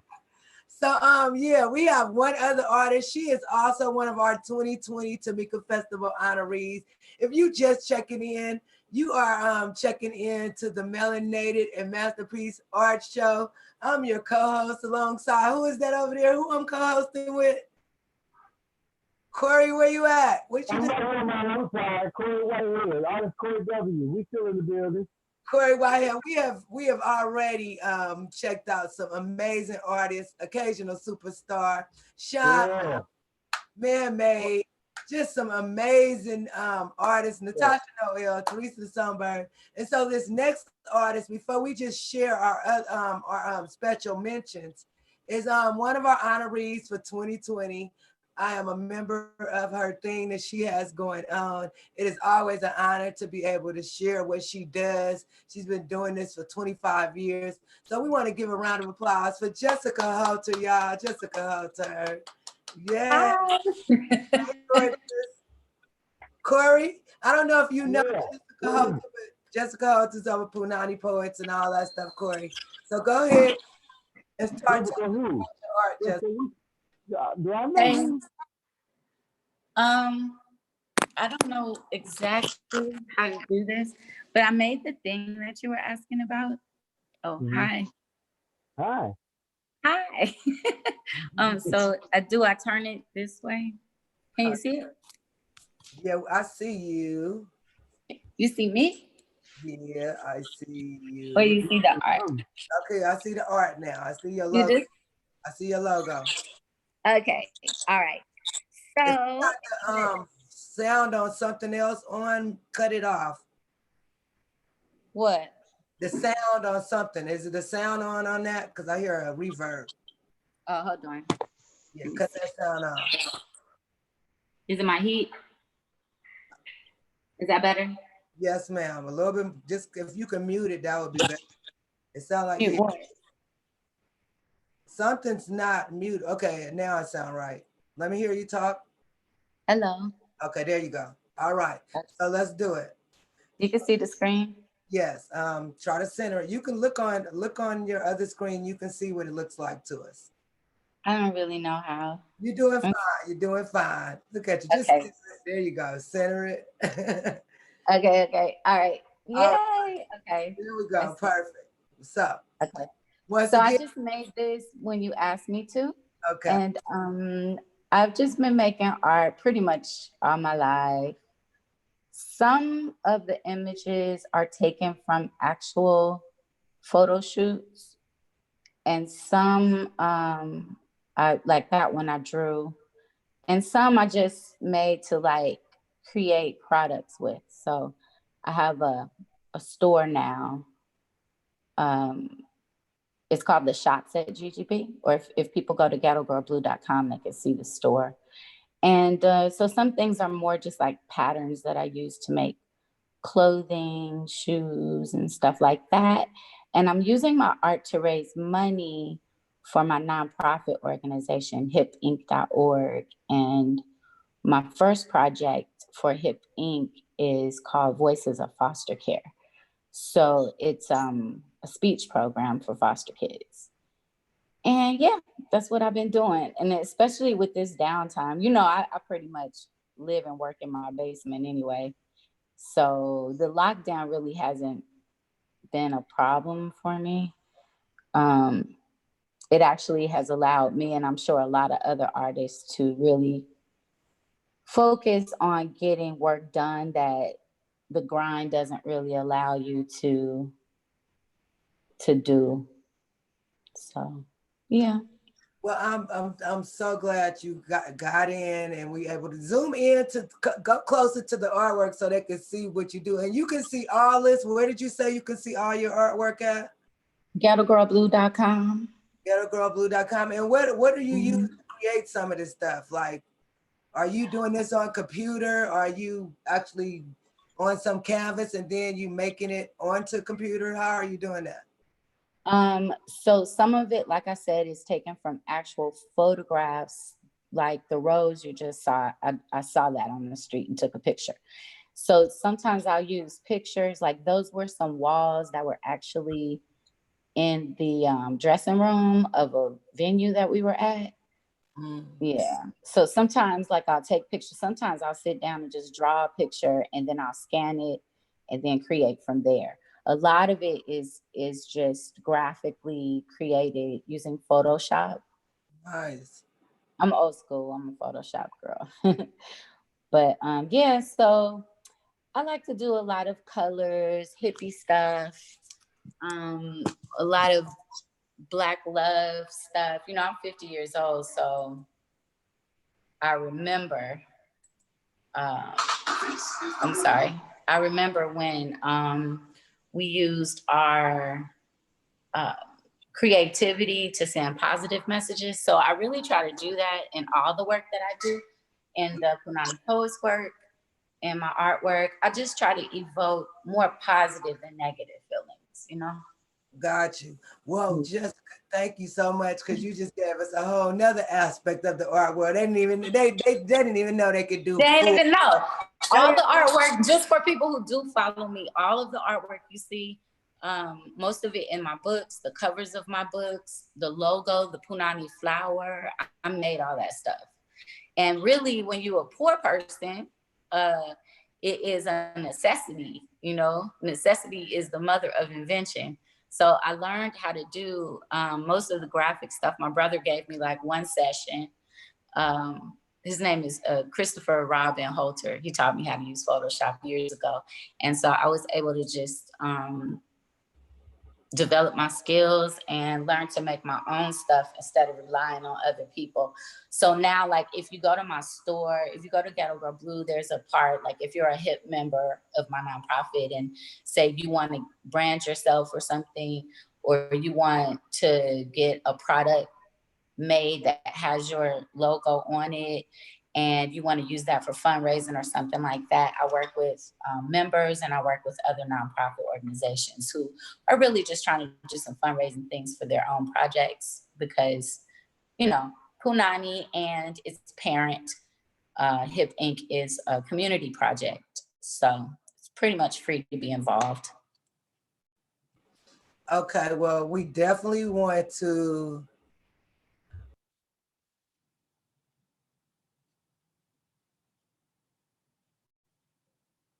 I can't hear you. I'm sorry. I definitely want to thank you for Jessica, you got something else on that's picking up a background, so it's ratty. Oh, I'm sorry. There's nothing else I want to hear, but okay. All right. Well, thank you so much. Thank you. What's your Cash App, your Instagram or Twitter and all that? How can they find you? They could just go to my website, Ghetto Girl Blue. I don't really, I don't sell stuff online. All right, well, getgirlblue.com it is. Thank you again. I hope you continue to sit with us as we finish up this. Thank you. So, of course, you know the next artist on our lineup is your amazing self. Where you at? Where you at?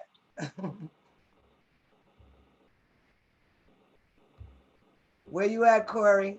You hiding? I'm right here. Oh, okay. I don't see you. I'm sorry. Thank you, Jessica. Go over a few pages. Okay, there we go. There you go. I see all the handsomeness. So, of course, if you're just checking in, you are checking in to the Melanated and Masterpiece Art Show, presented to you by Tamika Festival 12. Happy Tamika. And of course, my co-host today has been an amazing artist himself. Tell them who you are again, co-host. Artist Corey W.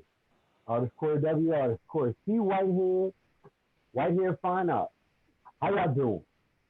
Hey, how you doing? Okay, because you have been an excellent host. You have been supportive throughout this whole shebang, and we had a little sound tweaks or whatever, but you've been working with me, and I love it. And you ask all the right art questions, of course. I try. There's a lot of amazing cats on here and ladies doing their thing and bringing different mediums and methods. And for that, I thank you all for being the incredible artist you are. You inspired me tonight to move on a little different things and try some stuff that I've been thinking about doing. And I would love to thank Tamika Harper and the Tamika Harper Festival, Georgia Meade, my sister, the Oracle herself, for inviting me and having me in here as a curator and co-host with the wonderful Rewalk.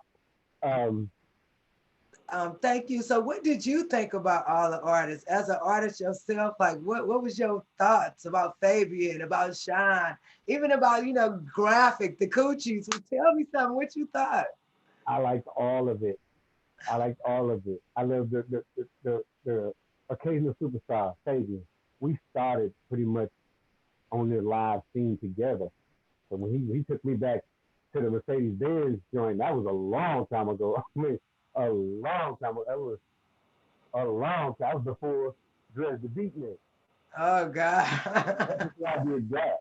That's how long ago that was. So it was a long time ago. It was uh Sean, his depth, his color, his craziness. Oh my God. I know, I felt like I was sitting at the feet of some of them people. Like this man make me think I'm sitting right here. His depth was amazing. So I did Teresa just on her growth. From the time she said, I'm painting. She said, what do you think of this? And believe me, as an artist, it is really hard to pull your shit out on your sleeve and show somebody else who you feel to be pretty good at what they do and let them tell you. So I gave her what I thought was the truth, and I really do think that she is really brilliant with color. It's a remarkable thing to watch, and I am enjoying what I'm seeing. So she can keep on rolling with it. I am with it, and maybe one day I don't do a lot of it, but I might just trade a piece. I don't do a lot of trade, but I might just trade one. Devante with the use of him and Natasha Noel, their use Right. of other objects. I like that. Or even I think somebody had a balloon in theirs. That shit was crazy. This use of other objects. Selling seashores by the seashells by the seashore on the table. So think about all that, trying to figure out where those things go in the right place, not putting too much or not enough. It's a real balance to things like that, and it's just a blessing to see people doing things other than just painting on canvas. Yeah, and one of the things that Abyss brought to my mind when we were in the other room is the fact that you don't get to see this side of the artist. You may see their artwork, you may see them, but you don't get to really speak to them and find out how they come to this or why they paint art. So this was really, I'm just like, Tamika Fest, this is the shit. You really killing it. So show us your art. Let's get into it. Show us your art. Let's get into it. Okay, I'm gonna try to be as easy with it as possible. I do a lot of mixed medium. This piece is on wood behind plexiglass, some Marley, and I do all my pieces myself. So I build them out. So you build frames and stuff too. Frames. I'm stretching my own canvas. These are reprints. This is reproduction on canvas. So I'm doing reproductions. I have some original stuff. This piece here, you've seen on the House of Pain. If you watch the House of Pain, you watch Meet the Browns, you can catch some of my work.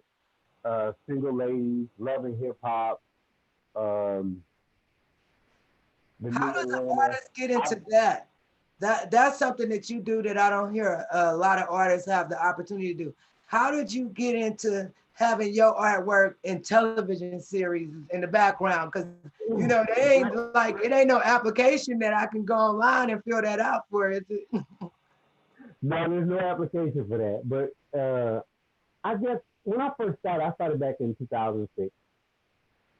But when I started, I didn't want to be local. I just said I don't want to be a local artist. And I just happened to have known people before in my life. You know, you're going to run into some people in your life. Don't kick them all to the curb because you might run into them again. Further up that hill. Because I met Tyler Perry before he had $1. Before he had $1. A few years later, ran into him again at Apache Cafe. Our beloved Apache. Everybody ran through there. So I ran into him, talked to him, and then somebody else came to my house and looked through my work and said, Tyler wants to use these pieces. Nice. That's how that started.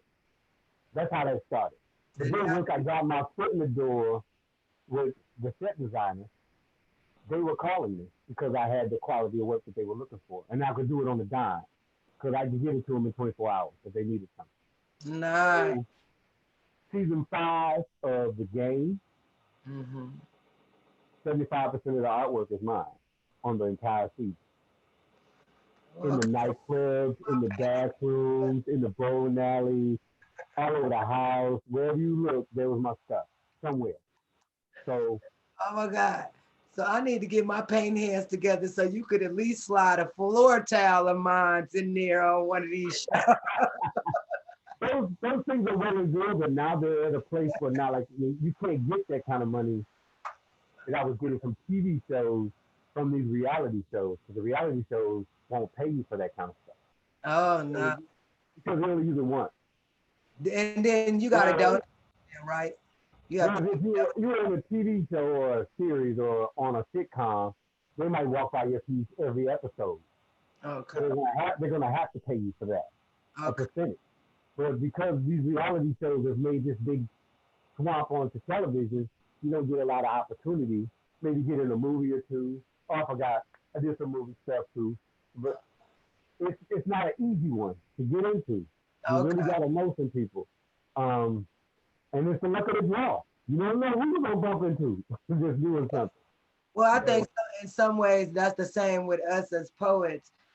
Some of the gigs we get, the major gigs, come from by way of somebody seeing you somewhere and speaking to somebody and saying, "I saw this person, you should check them out." So I get that. I could see that occur.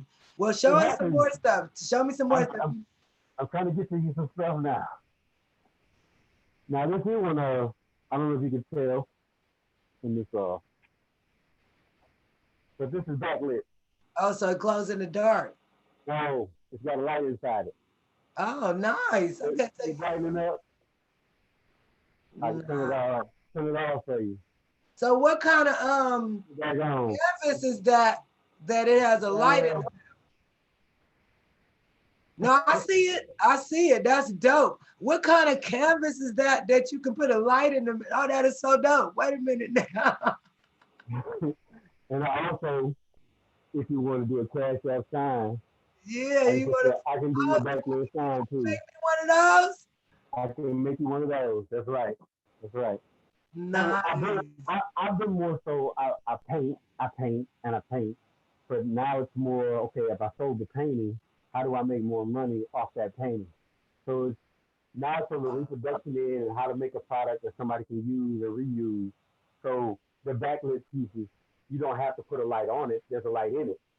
So, and you can turn this one here got a hot, warm, and cold in it. So if you want to go, it changes tone. It ain't got to be hot. So in the behavior, and that's just anything that I've done. Huh? Keep on going. Keep going.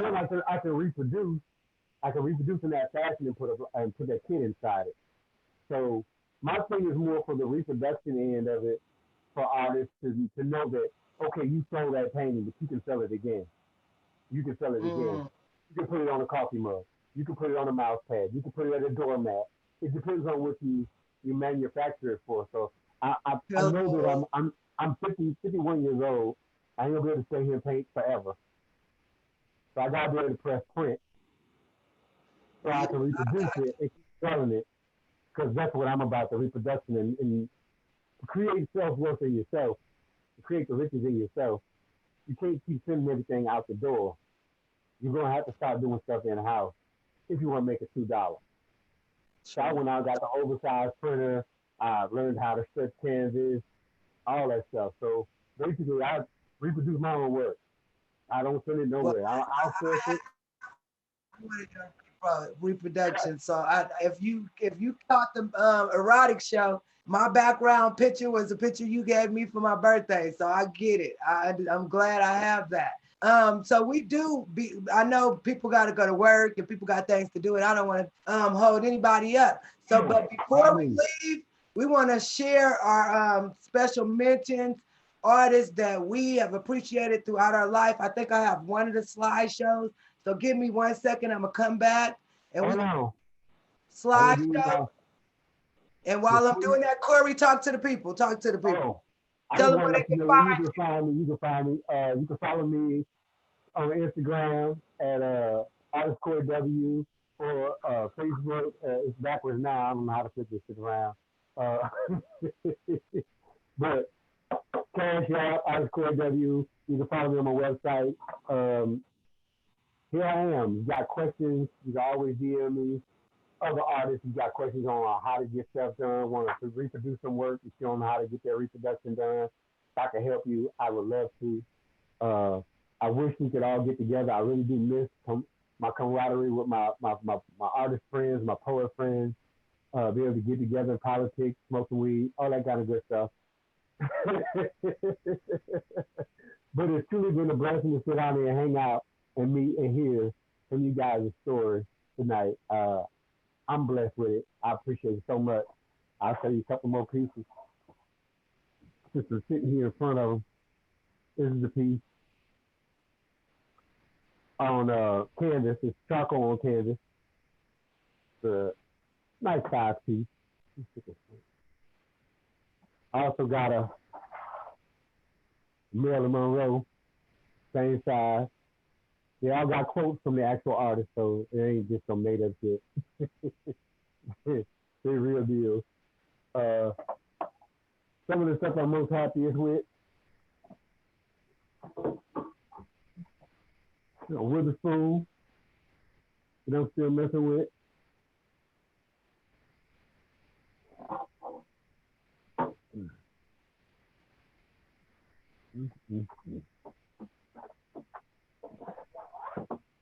I am a super freak. I do like the body. I like women. I love them taking off their clothes.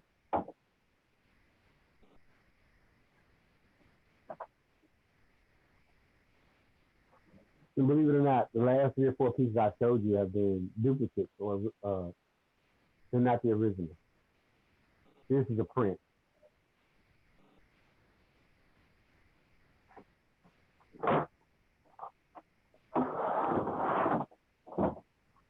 This is the original. So I do a look. They ain't that much off. They ain't that much off at all. But this is a reproduction on canvas. This is the original on canvas.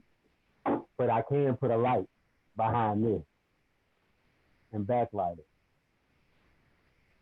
So I do a lot of different stuff. I work with wood, gunpowder, crayons. You laughing, but it's, yeah. Anything I get my hands on, I'm painting with it. Trust and believe it. What else I got over here?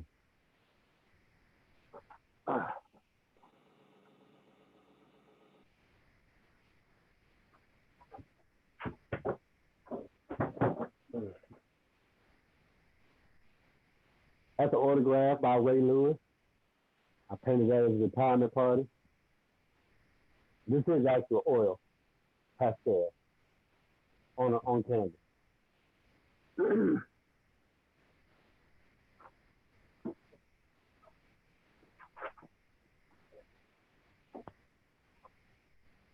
Spread love, peace.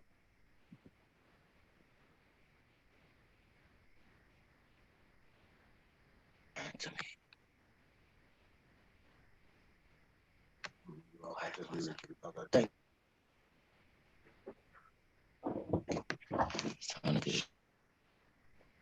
I don't know what y'all doing over there.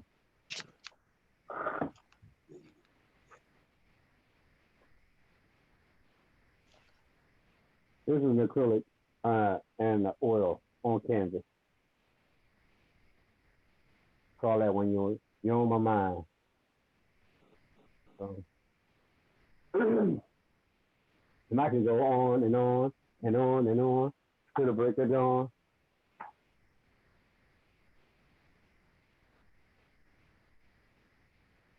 Keep popping in the step.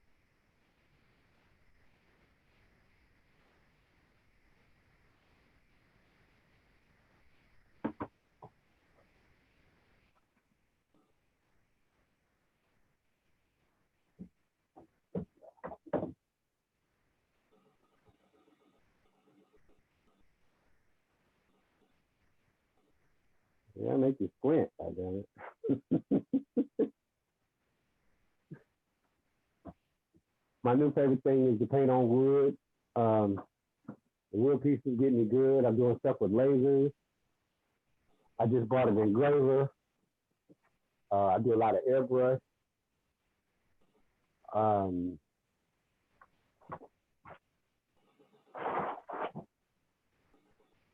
I do that weird shit too. My dream girl.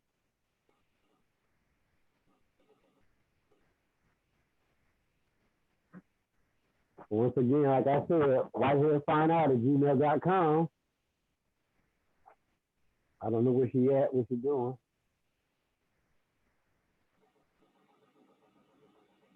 Anybody else got anything they want to add in this night? Brothers and sisters, got something y'all want to say? To unmute yourself and talk about it. Great job, everybody. Word up. Great job. Everything is beautiful. It was nice getting to know everybody's process and seeing different things. It's always like you live in your own little world. Well, my world is just a bunch of like just color and everything. It's always nice to hear from different perspective of how they come up with what they're doing. Oh, no doubt, no doubt. I'm with you on that. Exactly. Forgot about Yeah. Likewise, it was a pleasure meeting every last one of you. You know, I've become even more inspired. You know, now after this, I want to go up to my workstation and crank out some more work. Yeah, y'all really have inspired me. I'm not just saying that either. You know, I really did. Yeah, yeah. Really enjoyed you guys' work. You know, very different, very unique. Y'all try to stay cool in this quarantine thing, man. Don't rush out the house too fast. Exactly. Your president don't want y'all to be around to vote, so he figured y'all niggas ain't gonna stay in the house, so y'all won't be able to vote against him if you do. Exactly. Exactly. Exactly. So be careful out here in these streets. Put your mask on if you got a mask. I mean, it's hard, man, because as creators, we need to get out and experience shit. We need to see things, smell some shit. You know what I'm saying? You got to stay in the house, man. It's crazy. I'm blessed to have a big backyard. I can walk around my backyard. Mm-hmm. Everybody ain't blessed like that. But be careful out here, man. Stay healthy. Do what you can to be creative. I got a lot of things going on in my head right now. Stay creative. It takes me a little while to pop it out. I mean, I draw it in my head a few times before I actually get that shit on the canvas. So that's just the way my head works. Did you get the slides together? You're muted. You're muted. Hey, y'all. Okay, you hear me? Yeah. I'm back. I just wanted to, first of all, thank all of you guys for being a part of Tamika Festival 12 2020. Happy Tamika Fest. Thank you. Thank you for having us. Yeah, thank you. Appreciate it. Thank you, Tamika Harper. Of course, we had Sean Mulkey, Natasha Noel, Devante Evans, occasional superstar, Stan Davis, Jessica Holter, Teresa the Songbird, and Corey Whitehead. And of course, all of this was made possible by the one and only Tamika Georgia Me Harper. I believe she's also.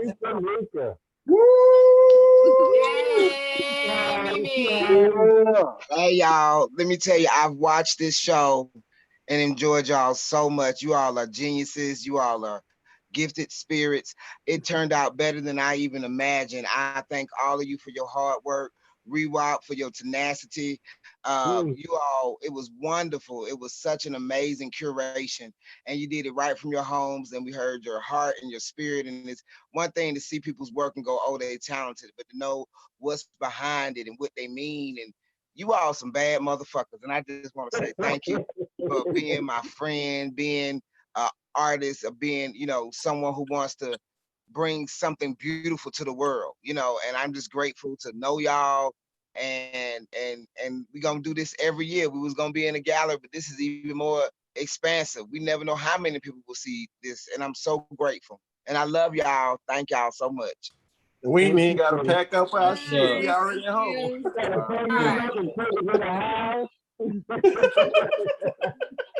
Pack that shit up. Everybody pottering, we ain't gotta be back off no wall. Of course, you I guys can't can even. share this with all your friends on YouTube at the Georgia to Me YouTube page. Hopefully you're watching right now. Share this with your friends, your family. Learn about art. I mean, just follow them, send them some money. Thank y'all once again. Georgia.